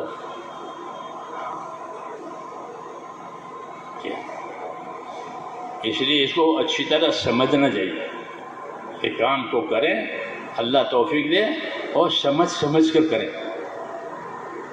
اس لیے کہ جو بے سمجھے کرے گا وہ بے سمجھے چھوڑ بھی دے گا. یہ کوئی ناممکن بات نہیں ہے. بے سمجھے کر رہے تھے، بے سمجھے چھوڑ دیا، کیا گیا کیا آیا اس کی تو خبر ہی نہیں تھی، سمجھا ہی نہیں ہے. تو ایسا نہیں کرنا ہے، سمجھ کے کریں کیا نفع ہے، کیا نقصان ہے، کیا طریقہ ہے، کتنی اہمیت ہے. یہی مطلب علم و ذکر کا ہوتا ہے. اس کو سمجھیں، اس کو سمجھیں. اور جماعت میں سمجھنے کا طریقہ، سمجھنے کے 2 طریقے ہیں. ایک تو کتابوں سے سمجھیں، یہ بھی ٹھیک ہے تو کتاب میں صحیح بات ہی ہوتی ہے. اور ایک طریقہ ہے کہ صحبت سے سمجھیں. کس سے؟ صحبت سے. صحابہ کرام کے زمانے میں کتابیں نہیں تھیں، چھاپ خانے بھی نہیں تھے، کاغذ قلم کا رواج بہت کم. مکے میں 15-17 آدمی لکھنا جانتے تھے، شعر ہے. ہاں کیوں؟ تو پھر کیسے سیکھا سارا؟ کہ صحبتوں سے سیکھا. کیسے سیکھا؟ ہاں یہ مضبوط طریقہ ہے. کیسا طریقہ؟ کہ مضبوط. یہ صحبت سے سیکھا، پوچھ کے سیکھا، یاد کر کے سیکھا۔ تو حضرت مولانا لیلہ صاحب فرماتے تھے ہمارا یہ طریقہ پرانا طریقہ ہے، صحبت سے سیکھنا۔ جیسے صحابہ صحبت میں رہے، دوسرے جاننے والوں کی صحبت میں۔ حضرت عمر کتنے بڑے آدمی ہیں، وہ ابو ہریرہ سے حدیث لیتے تھے، کیوں؟ ابو ہریرہ کو حدیثیں بہت یاد ہے، ابو ہریرہ کو حدیثیں بہت یاد ہے، تو ان سے حدیث لیتے تھے، کیوں؟ ان کے پاس حدیث ہے۔ یہ صحبت کی بات ہے، اس کے بعد صحبت کی بات، یہ صحبت سے چیز آتی ہے، صحیح آتی ہے۔ جیسے ہمارے گھروں میں ہماری بچیاں کھانا پکانا، چولہا، یہ سب سیکھتی ہیں، تو کوئی کتاب ہوتی ہے، کتاب پڑھتے ہیں تو کس سے سیکھتے ہیں؟ اپنی ماں سے، ماں سے سیکھتی ہو کہ ماں نے یہ بنایا، ماں نے یہ بنایا، ماں نے یہ بنایا۔ ضروریات زندگی صحبت سے، کہ جس طرح ضروریات زندگی صحبت سے سیکھی جاتی ہے، دین بھی صحبت سے سیکھا جاتا ہے۔ سمجھ میں آئی بات؟ اس لیے حرکت، دین میں حرکت ہے۔ کیا ہے؟ حرکت۔ حضور صلی اللہ علیہ وسلم امت کو حرکت دی ہے، یہ نہیں کہ گھر میں بیٹھو، پیو، کھاؤ، اللہ اللہ کرو، ایسا نہیں کہا۔ کھا پی کے اللہ اللہ کرو، ایسا ہے کہ نہیں؟ امت کو حرکت دی ہے، لیکن حرکت کس چیز کے ساتھ دی ہے؟ کہ حرکت ذمہ داری کے ساتھ دی ہے کہ اپنے ذات سے دیندار بنو اور دوسروں کو دیندار بنانے کے لیے حرکت کرو، تو تمہارے اندر جو چیز ہوگی وہ باہر جائے گی۔ جیسے چکی حرکت کرتی ہے تو جو ڈالا وہ آٹا باہر آئے گا، آئے گا نہیں آئے گا؟ گیہوں ڈالے ہیں تو گیہوں کا آٹا باہر آئے گا، کوئی دوسری چیز ہے تو اس کا آٹا باہر آئے گا، حرکت کرنے کی وجہ سے۔ تو کہ خالی حرکت نہیں ہے، بلکہ حرکت کے ساتھ لین دین ہے۔ ایسے ہمارے یہاں بھی خالی خروج نہیں ہے کہ بھئی خروج کرو، خروج کرو، کرو، خالی ہل چلاؤ کھیت میں تو کیا ہوگا؟ ہوگا کہ خروج تو کرنا ہی کرنا ہے، لیکن کس کے ساتھ؟ کہ لین دین کے ساتھ۔ جیسے چکی میں ڈالیں پھر نکال لیں آٹا ہو جائے تو، ہاں اسی کا نام چکی ہے۔ کیا خالی گھمائیں تو خالی گھمانے سے تو آواز آئے گی۔ تو ایسے یہ نہیں ہوگا تو کبھی تبلیغ کی باتیں ہوگی، تبلیغ نہیں ہوگی، کیونکہ کوئی لیا دیا تو ہے نہیں اندر کہ لیتے رہو، دیتے رہو، لیتے رہو۔ جو چکی میں لیتے بھی ہیں، دیتے بھی ہیں، کہ آٹا پیس کر باہر آئے تو اس کو نکال لیتے ہیں، پھر اور دانے ڈالتے ہیں، لین دین ہے۔ تبلیغ میں دین کا لین دین ہے کہ کیا سیکھ کر آئے، کیا سمجھ کر آئے، تمہارے دلوں نے کیا اثر لیا۔ شروع میں ہم نکلتے تھے تو بعض جگہ پڑھے لکھے لوگ ہوتے تھے تو وہ پوچھتے تھے کہ تمہارا کیا تاثر ہے، تم اس عمل سے تمہارے اندر کیا تاثر پیدا ہوا۔ جیسے آدمی ٹھنڈی میں رہے تو اس کو ٹھنڈا اثر ہوتا ہے، گرمی میں گرما اثر ہوتا ہے، کیونکہ تم تبلیغ میں رہے تو کیا اثر لیا، کہ تمہارا کیا تاثر ہے، کہ تاثر ہونا چاہیے کہ بھائی میں نے پہلی مرتبہ چلہ لگایا تو وہ بہت کٹھن چلہ، اس کو کام نہیں تھا، اس کو کام، ہم جس علاقے میں گئے تھے وہاں لوگ نہیں جانتے تھے کام پہلے چلے، تو جب گشت میں جائیں تو ملاقات کے لیے تو وہ سمجھے کہ چندہ مانگنے کے لیے آئے ہیں تو وہ چندہ دے، ہم تو چندے والے نہیں تھے سن، ایسے ہی لگا۔ تو وہاں پھرے ہم لوگ، تب تاثر پیدا ہوا میرے اندر،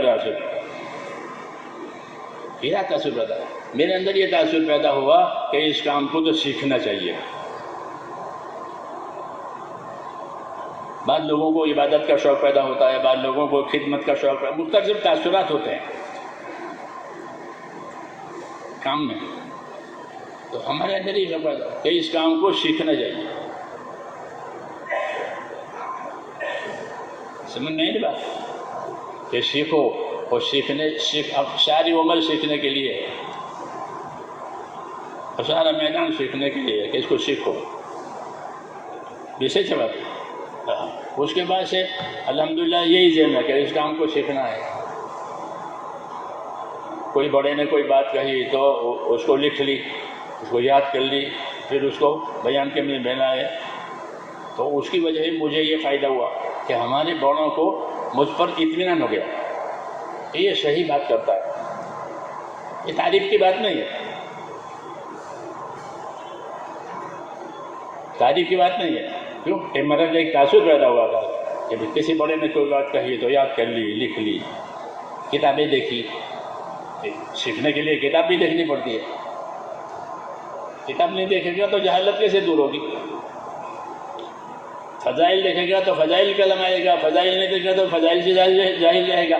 مسائل دیکھے گا تو مسائل کے علم آئے گا، نہیں تو مسائل سے جاہل رہے گا. تو کتابیں بھی دیکھی جائے گی، نہیں تو علم کیسے ملے گا؟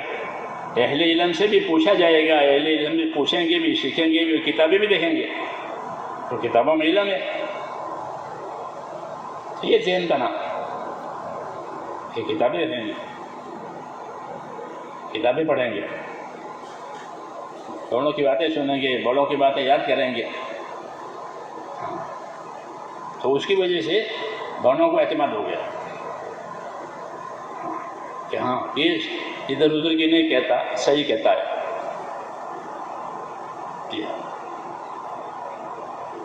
یہ ہونا چاہیے کہ ہمارے اوپر ہمارے بڑوں کو اعتماد ہو جائے. ذمہ داروں کو اعتماد رہے ہمارے اوپر کہ صحیح کام کرتا ہے، اس کی ترتیب صحیح ہے، اس کا عمل صحیح ہے. یہ ہونا چاہیے کیونکہ دین امانت ہے. دین کیا ہے؟ امانت ہے. کسی کا وہ نہیں ہے، کسی کا مال کسی کا دن امانت ہے. تو ہمارے اندر امانت داری بھی آئے کہ ایک ایک چیز امانت دار ہے. تو اس سے کیا ہوگا کہ اپنے بڑوں کو ہم پر اعتماد ہوگا.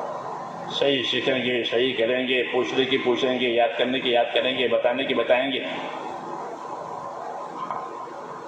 تو اعتماد پیدا ہوتا ہے بڑوں کو، پھر وہ کام دیتے ہیں. سمجھ میں نہیں؟ ہاں، خالی پیچھے پیچھے پھرنا کافی نہیں ہے، ذمہ داری کے ساتھ کرنا. اور ذمہ داری میں دو باتیں ہیں، صحیح سیکھے، صحیح عمل کرے، تب ذمہ داری پوری ہوتی ہے. صحیح نہ سیکھے، صحیح نہ عمل کرے تو ذمہ داری کیسے پوری ہوگی؟ تو ذمہ داری تو لینی ہے، ذمہ داری لینی ہے. ذمہ داری سے بھاگے گا تو کام ہی نہیں آئے گا کہ نہیں میں نہیں، تو پھر کون کرے گا؟ کہ ذمہ داری لو. حدیث شریف میں ہے کہ اللہ کی مدد اتنی ملے گی جتنی ذمہ داری لی جائے گی. ہاں، المعونۃ علی قدر المعونہ، کہ اللہ کی مدد اتنی ملے گی جتنی ذمہ داری لی جائے گی. یہ بشارت ہے. ذمہ داری نہیں لی تو اس کو مدد کی ضرورت ہی نہیں اس کو. تو اس لیے کام کی ذمہ داریاں لیں، کام کی ذمہ داریاں لیں، تاکہ ذمہ داریوں کے لینے کی وجہ سے اللہ کی مدد آئے. ذمہ داری لی ہوگی تو پھر وہ مدد کا محتاج ہوگا کہ بھئی میں نے یہ بات کی ہے اور میں نے وعدہ کیا ہے، میری ذمہ داری ہے. تو مانگے گا، دعا کرے گا، کوشش کرے گا. وہ یہی مطلب ہے. حضور صلی اللہ علیہ وسلم نے ایک مرتبہ ایک تقاضا رکھا کہ بھئی ایک فلانا کام ہے، کون کرے گا؟ تو ایک صحابی کھڑے ہو گئے، محمد بن مسلمہ، کہ میں کروں گا. تو اس کو وہ کام دے دیا. انہوں نے نبی کے سامنے کھڑے ہو کر کہا میں کروں گا، اور نبی نے دے دیا. اور ان کا بوجھ پڑا، یا اللہ کیا ہوگا، میں نے نبی کے سامنے اپنے آپ کو تیار کیا اور نبی نے مجھ کو. تو نبی کا تو ہر کام اللہ کے حکم سے ہوتا ہے. تو یہ کام میرے پاس آیا اللہ کی طرف سے، نبی کے واسطے سے، اور بہت بوجھ پڑا کہ اللہ نہیں ہوا تو کیا ہوگا. تو اتنا بوجھ پڑا کہ ان کا کھانا بند ہو گیا. تو فکر میں ہے کہ میں نے ایک کام لیا ہے. ہاں، یہ مخلص ہونے کی نشانی ہے. کیا ہونے کی؟ ہاں، مخلص ہے، کام کرنا ہے، اللہ کو جواب دینا ہے، نبی کو جواب دینا ہے، بڑوں کو جواب دینا ہے. تو مخلص زیادہ ڈرتا ہے اور خطرے میں اپنے آپ کو سمجھتا ہے. عمل بھی کرے اور ڈرے بھی کہ پتہ نہیں اللہ قبول کرے نہ کرے، کہ نہ قبول کرے تو مشکل ہے، کہ عمل کروں تو مشکل کہ صحیح ہوا نہیں ہوا، وہ اسی میں رہتا ہے وہ. تو ان کا کھانا بند ہو گیا. لوگوں نے کہا کہ محمد نے یہاں وعدہ کیا، اب اس کا کھانا بند ہو گیا. کیوں؟ کہ آپ کے سامنے وعدہ کر گیا ہے، وہ ڈر رہا ہے کہ پتہ نہیں ہوگا نہیں ہوگا نہیں ہوگا، کیا جواب دوں گا اللہ رسول کو. تو یہ بات ہونی چاہیے، عظمت، اس کو عظمت کہتے ہیں. جب حضور صلی اللہ علیہ وسلم کو یہ بات پہنچی تو آپ صلی اللہ علیہ وسلم نے ان کا بوجھ ہلکا کیا اور یوں فرمایا علیک الجہد، تمہارے ذمے کوشش کرنا ہے، تم کوشش کر لو. آدمی کوشش کا ذمہ دار ہے، نتیجے کا ذمہ دار نہیں ہے. کس کا ذمہ دار ہے؟ اپنی کوشش کا ذمہ دار ہے. کہ جو ذمہ داری ہے اس کے پورا کرنے کی کوشش کر لو. پھر اللہ چاہے گا تو وہ پوری ہوگی، نہیں چاہے گا تو نہیں ہوگی. تو نتیجہ تمہارے ذمے نہیں ہے، کوشش کا ذمہ دار ہے. اور یہی آسان طریقہ ہے کہ ہمارے ذمے جو کام دیا گیا ہے اس کے ہونے کی کوشش ہماری ذمے ہے. آگے کیا نتیجہ آئے گا کہ ہم نتیجے کے ذمہ دار نہیں ہے کہ لوگوں نے کیوں نہیں مانا، تم نے کام نہیں کیا ہوگا اس لیے نہیں مانا. کہ نہ، منوانا ہمارے ذمے نہیں ہے، سمجھانا ہمارے ذمے ہے. حضرت فرماتے تھے سمجھانے میں کمی نہ کرو، سمجھاؤ. لوگ سمجھیں گے، اللہ نے لوگوں کو سمجھ دی ہے. وہ سب اناڑی تھوڑے ہی ہیں، لوگوں کو اللہ نے سمجھ دی ہے. فرمایا سمجھاؤ، فرمایا سمجھانے میں کمی نہ کرو. بھائی ہے سمجھاؤ، تو سمجھانا ہمارا کام ہے. اس لیے حضور نے محمد بن مسلمہ سے یہ فرمایا کہ علیک الجہد، تم اپنی ذمہ داری پوری کر لو، کوشش کر لو. ہوا تو اللہ کا بدل، نہیں ہوا تو اللہ کی مرضی ہے. بعض کام ہوتے ہیں، بعض کام نہیں ہوتے. جیسے بعض نبی آتے ہیں تو ان کے ساتھ کوئی بھی نہیں ہوا. ایسا نبی یہ ساری عمر محنت کی اور ایک بھی ایمان والا نہیں پیدا ہوا، تو کیا ان کی کوشش بیکار ہے؟ کہ نہ، انہوں نے اپنی ذمہ داری پوری کر لی. تو یہی بات ہے کہ اصل امانت داری یہ ہے کہ ہم اپنی ذمہ داری صحیح طریقے سے پوری کریں، صحیح طریقے سے. بس یہ ہماری ذمہ داری ہے. ایسا ہو گیا تو انشاءاللہ نتائج صحیح ہی آئیں گے. کیونکہ اللہ، حدیث یہی ہے کہ المعونۃ علی قدر المعونہ، کہ اللہ کی مدد اتنی ملے گی جتنی ذمہ داری پوری کی جائے گی. یہ بشارت ہے کہ جتنی ذمہ داری پوری کی جائے گی اتنی مدد آ جائے گی. تو آدمی اپنی ذمہ داری کی پورا کرنے میں تیار رہے. یہ ذمہ داری ہمارا کام ہے.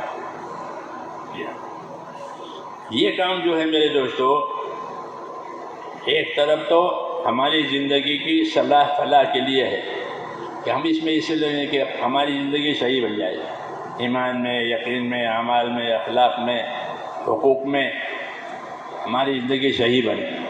یہ مقصود ہے. یہ نہیں کہ دوسروں سے کہیں اپنے آپ کو بھولے کرنا. اپنی زندگی کو صحیح بنانے ہر آدمی پر واجب ہے اپنی اصلاح کرنا. جیسے پاک رہنا واجب ہے، پاک صاف رہنا واجب ہے، نہیں واجب، ایسے اپنی اصلاح یہ بھی واجب ہے کہ ہماری نیت صحیح ہو جائے، ہمارے اعمال صحیح ہو جائے، ہمارا اخلاق صحیح ہو جائے، دوسروں کے حقوق ادا کرنے والے بن جائیں. اپنی اصلاح واجب ہے. اس کام میں ہم اپنی اصلاح کی نیت کے ساتھ چلیں. اور جو ذمہ داری آئے اس کو صحیح طریقے سے پوری کریں. پوچھنے کی بات پوچھیں، یاد کرنے کی بات یاد کریں.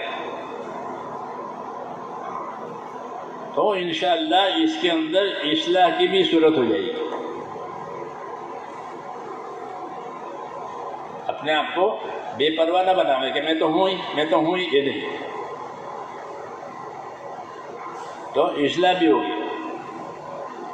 اصلاح کا مطلب یہ ہوتا ہے کہ اللہ کے حقوق، بندوں کے حقوق ادا کرنے والی بنے آخرت کی فکر کے ساتھ. جی ہاں، یہ بھی اس کام کے اندر ہے.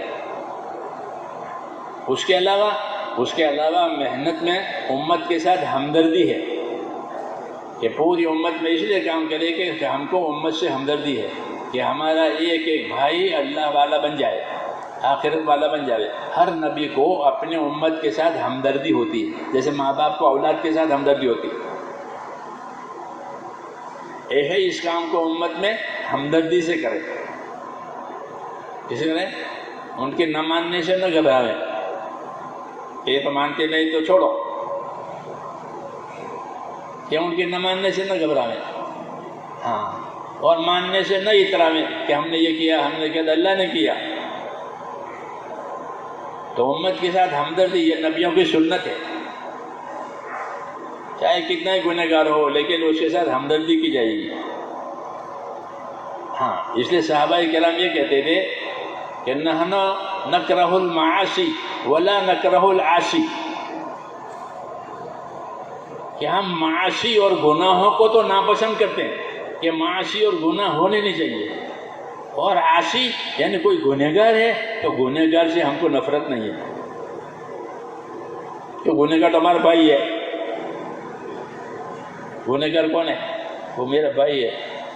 جیسے مریض اور مرض، بیمار اور بیماری، تو بیماری سے تو نفرت ہے، بیماری نہ آوے، لیکن بیمار سے نفرت. کوئی بیمار سے نفرت کرتا ہے کہ بیمار سے نفرت کرتا تو علاج کیسے ہوگا؟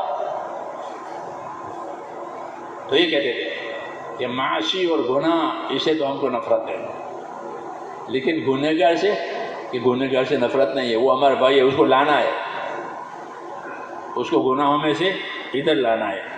یہ ہمدردی کی بات ہے. یہ ہمدردی یہ نہیں ہے اس راستے پر اس کو اس راستے پر لانا. اسے نبیوں کا سنت طریقہ ہے کہ وہ اپنی امتوں کے ساتھ ہمدردی کرتے ہیں کہ جو ان میں کمی ہے ان کی کمی پوری ہو جاوے، اور یہ اللہ تعالیٰ سے لینے والے بن جائیں، اللہ کی نصرتوں اور مددوں کے لینے والے بن جائیں. یہ ہمدردی. تو اس کام میں ہمدردی بھی ہے، اس کام میں قربانی بھی ہے، اور اپنے دین کی نصرت ہے. یعنی دین کو پانی پہنچتا ہے. نصرت کہتے ہیں پانی پہنچانے کو.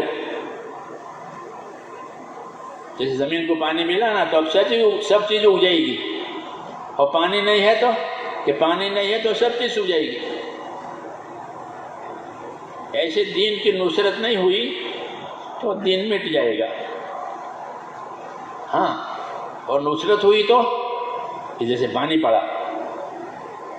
اس لیے امت کے ذمے یہ دو کام رکھے گئے ہیں. ایک، اپنے دین پر پابند رہو. ہر آدمی اپنے دین پر پابند رہے، صحیح سمجھے، صحیح سیکھے، صحیح کرے، اپنے آپ کو پابند کرے. اس کو استقامت کہتے ہیں.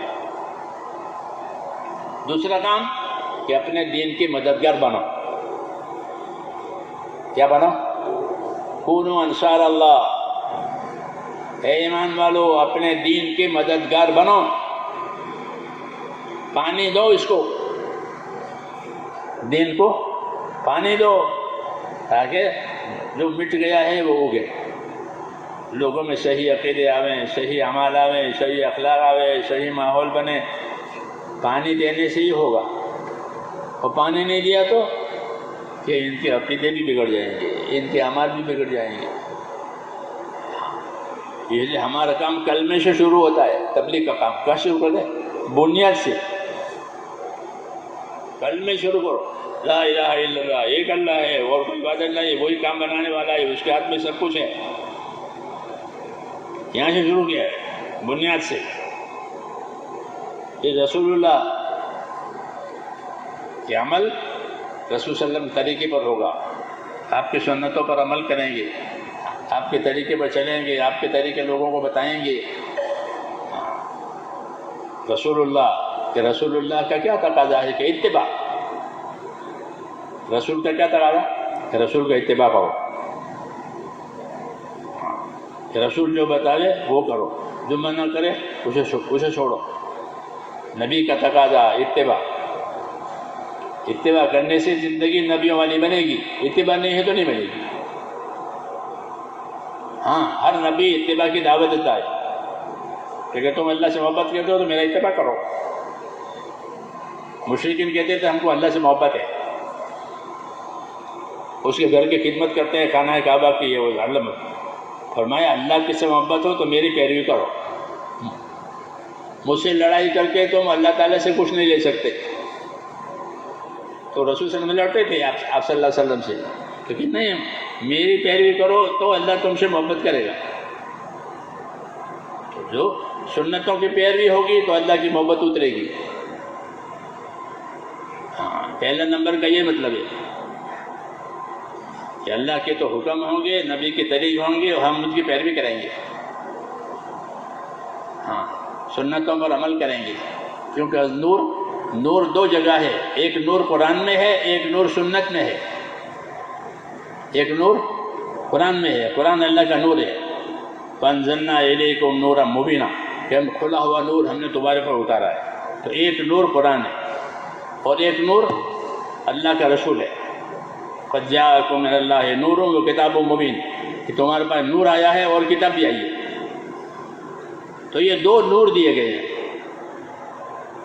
حضور صلی اللہ علیہ وسلم کا نور یعنی آپ کی سنتیں، آپ کی سنتوں پر عمل کریں گے.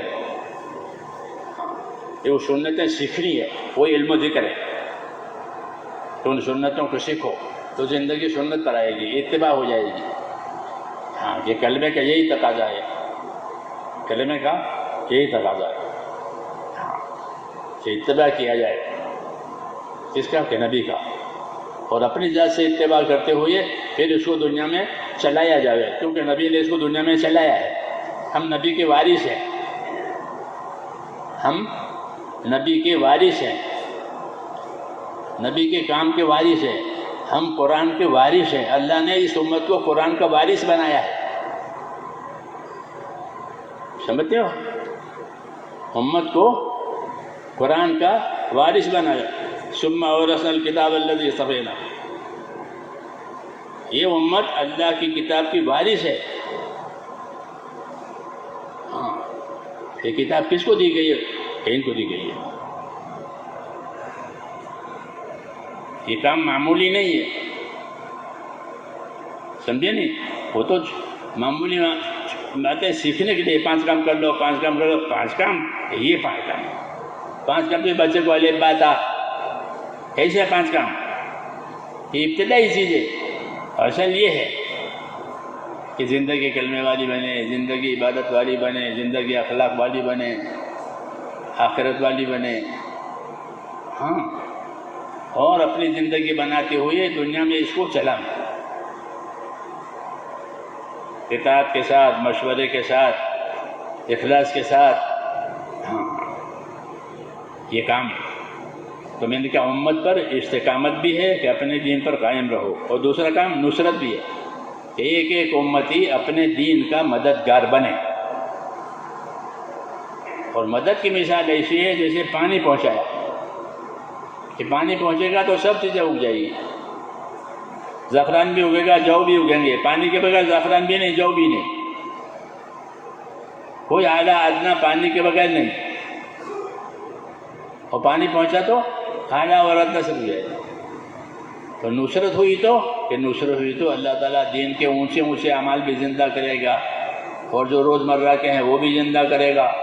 حقوق کی ادائیگی سامنے آئے گی کہ حقوق ہے، دنیا دارالحقوق ہے، دنیا حقوق ادا کرنے کی جگہ ہے اور آخرت بدلہ پانے کی جگہ ہے. یہ بات سامنے آئے گی. اس لیے مجھے حق ادا کر زندگی گزارنی ہے. حقوق کو معلوم کرنے کے لیے علم و ذکر ہے. کیا حق ہے تو وہ علم بتاوے گا. اللہ کا کیا حق ہے، رسول کا کیا حق ہے، تیری ذات کا کیا حق ہے. کہ نبیوں کا جو علم ہے وہ حقوق کی تعلیم کے لیے ہے. کس کی؟ ہاں، ہر چیز کہتے ہیں نا کہ بلڈنگ کیسے بناؤ گے کہ بلڈروں سے پوچھو، تو اس کو وہ معلومات ہیں تو لوگ اسے پوچھنے جاتے ہیں. اور یہاں کہ اللہ رسول سے پوچھو. اللہ رسول کی جن باتیں جنہوں نے یاد کی ہے عالموں سے پوچھو تاکہ صحیح بات معلوم ہو جائے. ہاں، غلط عمل پر کوئی نتیجہ نہیں ہوتا، پکڑ ہوتی ہے، اور صحیح عمل پر صحیح عمل کا نتیجہ بھی ہوگا اور اس کا اجر بھی ہوگا. اس لیے میرے دوستو، ہم ان باتوں کے ذمہ دار ہیں کہ اپنے دین پر قائم رہیں، اپنے دین پر ہر حال میں قائم رہیں. دنیا حالات کا گھر ہے، یہ حالات آتے ہیں اچھے برے، کبھی حالات کھلے ہوئے ہیں، کبھی حالات تنگ ہو جاتے ہیں، کبھی دن چھوٹے ہو گئے رات بڑی ہو گئی، ایسا ہوتا ہے. کبھی رات چھوٹی ہو دن میں، تو جس طرح موسموں میں ہے ایسے انسانوں کی زندگی میں بھی ہے. ہاں، رات چھوٹی ہو گئی جیسے آج کل ہے، اور دن بڑے ہو گئے، تو دن بڑے ہو گئے تو بھی روزہ رکھیں گے یا نہیں رکھیں گے؟ کہ دن بہت بڑے ہیں کہ تو بھی رکھو، اور دن چھوٹے ہو جائیں کہ تو بھی رکھو. کیوں؟ کہ ہم حالات کے تابع نہیں، حکم کے تابع ہیں. اس کو استقامت کہتے ہیں کہ ہم تو حکموں کے تابع ہیں.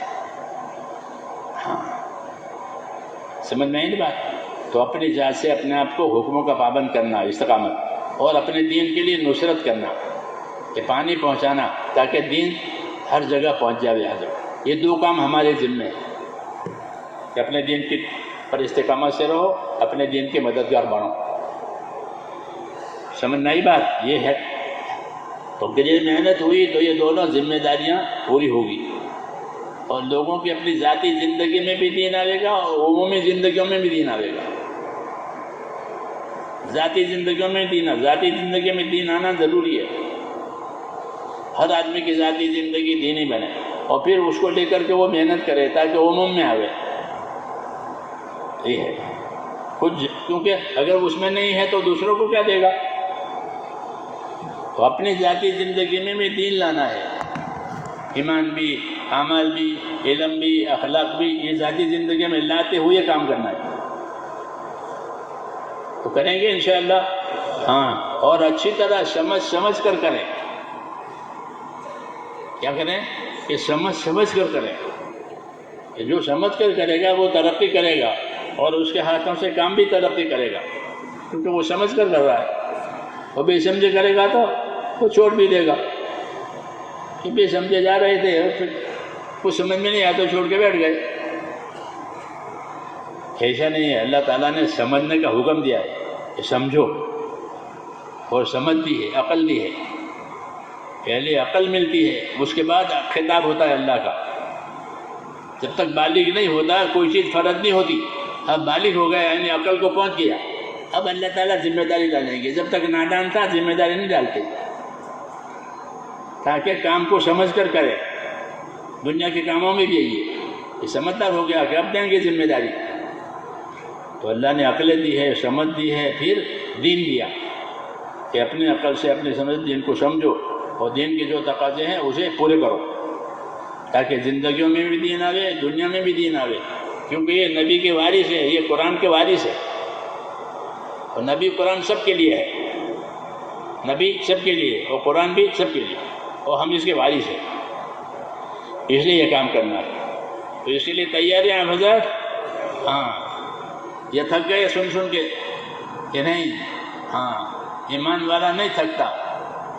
ہاں، اس کو اس کی پیاس ہوتی ہے کہ دین کی باتیں ہمارے سامنے آوے، آخرت کی باتیں ہمارے سامنے آوے. اس کی عادت ڈالنی ہے تاکہ ترقی کرے دینداری میں. دینداری میں ترقی اصل ہے کہ دینداری میں ترقی آوے. تو آپ اس کے لیے تیار ہیں. تو جو تقاضے آپ کو دیے جائیں آپ اس کو اوڑھیں. جیسے میں نے کہا کہ جتنی ذمہ داری لی جائے گی اتنی مدد آئے گی. تو تقاضے لینے سے مددیں آتی ہیں، اللہ اسباب پیدا کرتے ہیں. پھر جب تقاضے پورے ہو جائیں گے، مدد دے گے تو یقین بڑھے گا کہ ہاں اللہ نے کر دیا. اب اس سے آئندہ پھر اس سے بڑا تقاضا آئے گا، پھر بوجھ پڑے گا کہ اب تو بہت بڑا تقاضا دیا ہے، کہ پھر اللہ اس کو پورا کرے گا، تو اب اور یقین بڑھے گا، پھر اس سے بڑا تقاضا آئے گا. یوں تقاضے بھی پورے ہوں گے اور ایمان میں ترقی ہوتی ہے کہ اللہ کر رہا ہے، اللہ کر رہا ہے، پہلے بھی اللہ نے کر دیا، اب بھی اللہ نے کر دیا، کہ آئندہ بھی اللہ کرے گا. تو تیار ہے اس کے لیے؟ ہاں، اب جو آپ کے سامنے بات رکھی جاوے اسے آپ پورا کریں گے انشاءاللہ.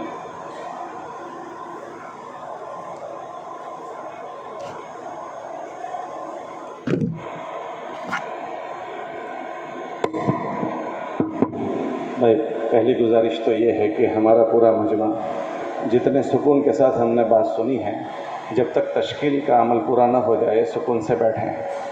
خیر کے کام میں تعاون کرنے کا حکم ہے کہ نیکی کے کام میں ہم تعاون کریں گے. تو یہ تشکیل جتنی بھی ہوگی، جس کے مقدر میں جانا ہوگا وہ جائیں گے، لیکن ہمارے بیٹھنے سے مجمع جمے گا، نام آئیں گے، جماعتیں بنے گی، وہ ہمارے نامہ اعمال میں ہوگا. اور اگر ہم کھڑے ہوئے تو اس سے مجمع میں انتشار ہوگا، اور ایک بڑی خیر جو وجود میں آتی ہے اس کو خراب کرنے کا ہم ذریعہ بنیں گے. اس لیے پہلے تو نیت کر لیں کہ انشاءاللہ جب تک تشکیل پوری نہیں ہوگی انشاءاللہ سکون سے بیٹھیں گے انشاءاللہ. اب ہمت کر کے بتانا شروع کریں کہ ماشاءاللہ تفصیل سے بات ہم نے سنی ہے، اور ابھی ماشاءاللہ ضلع کے ذمہ داروں کا حلقوں میں سفر بھی ہوا ہے. ساتھیوں نے اپنی ذات سے بھی 4 مہینے کے عزائم کیے ہیں، اور مسجدوں نے بھی اپنے وہاں سے 4 مہینے کی جماعتیں بنانے کے عزائم کیے ہیں.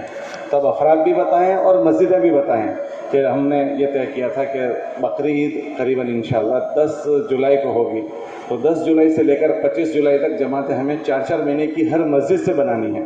اس کی آواز لگی ہے. تب افراد بھی بتائیں اور مسجدیں بھی بتائیں. اب ہمت کر کے کھڑا ہونا شروع. شہر کے حلقے بھی بتائیں، اطراف کے حلقے بھی بتائیں، مسجد اور جماعتیں بھی بتائیں. جی جلدی کریں، ہمت کریں. ماشاءاللہ سارے حلقوں نے عزائم تک کیے ہیں. فرمانا شروع کریں. جی کون سی مسجد؟ آپ کے ساتھ پوری جماعت؟ ماشاءاللہ. مسجد میم کہہ رہی ہے اپنی پوری جماعت کے ساتھ. کون سی مسجد؟ مسجد زبیر پوری جماعت ماشاءاللہ آپ کے ساتھ. اللہ بہت مبارک فرمائے. مسجد گنشیدہ 4 مہینے کی پوری جماعت آپ کے ساتھ ماشاءاللہ. مسجد ظہور پورہ جامع مسجد. جی عطا اللہ آپ کے ساتھ پوری جماعت آپ کی مسجد سے ماشاءاللہ. اللہ بہت مبارک فرماوے، قبول فرماوے. جی ماشاءاللہ 25 جون سے آپ کے وہاں سے پوری جماعت. اللہ بہت مبارک فرماوے، قبول فرماوے. جی شہرہ سے پوری جماعت آپ کے ساتھ ماشاءاللہ. اللہ مبارک فرماوے. مسجد فاطمہ گاندرا سے آپ کے ساتھ پوری جماعت 4 مہینے کی. اللہ مبارک فرماوے. جی جھلوت سے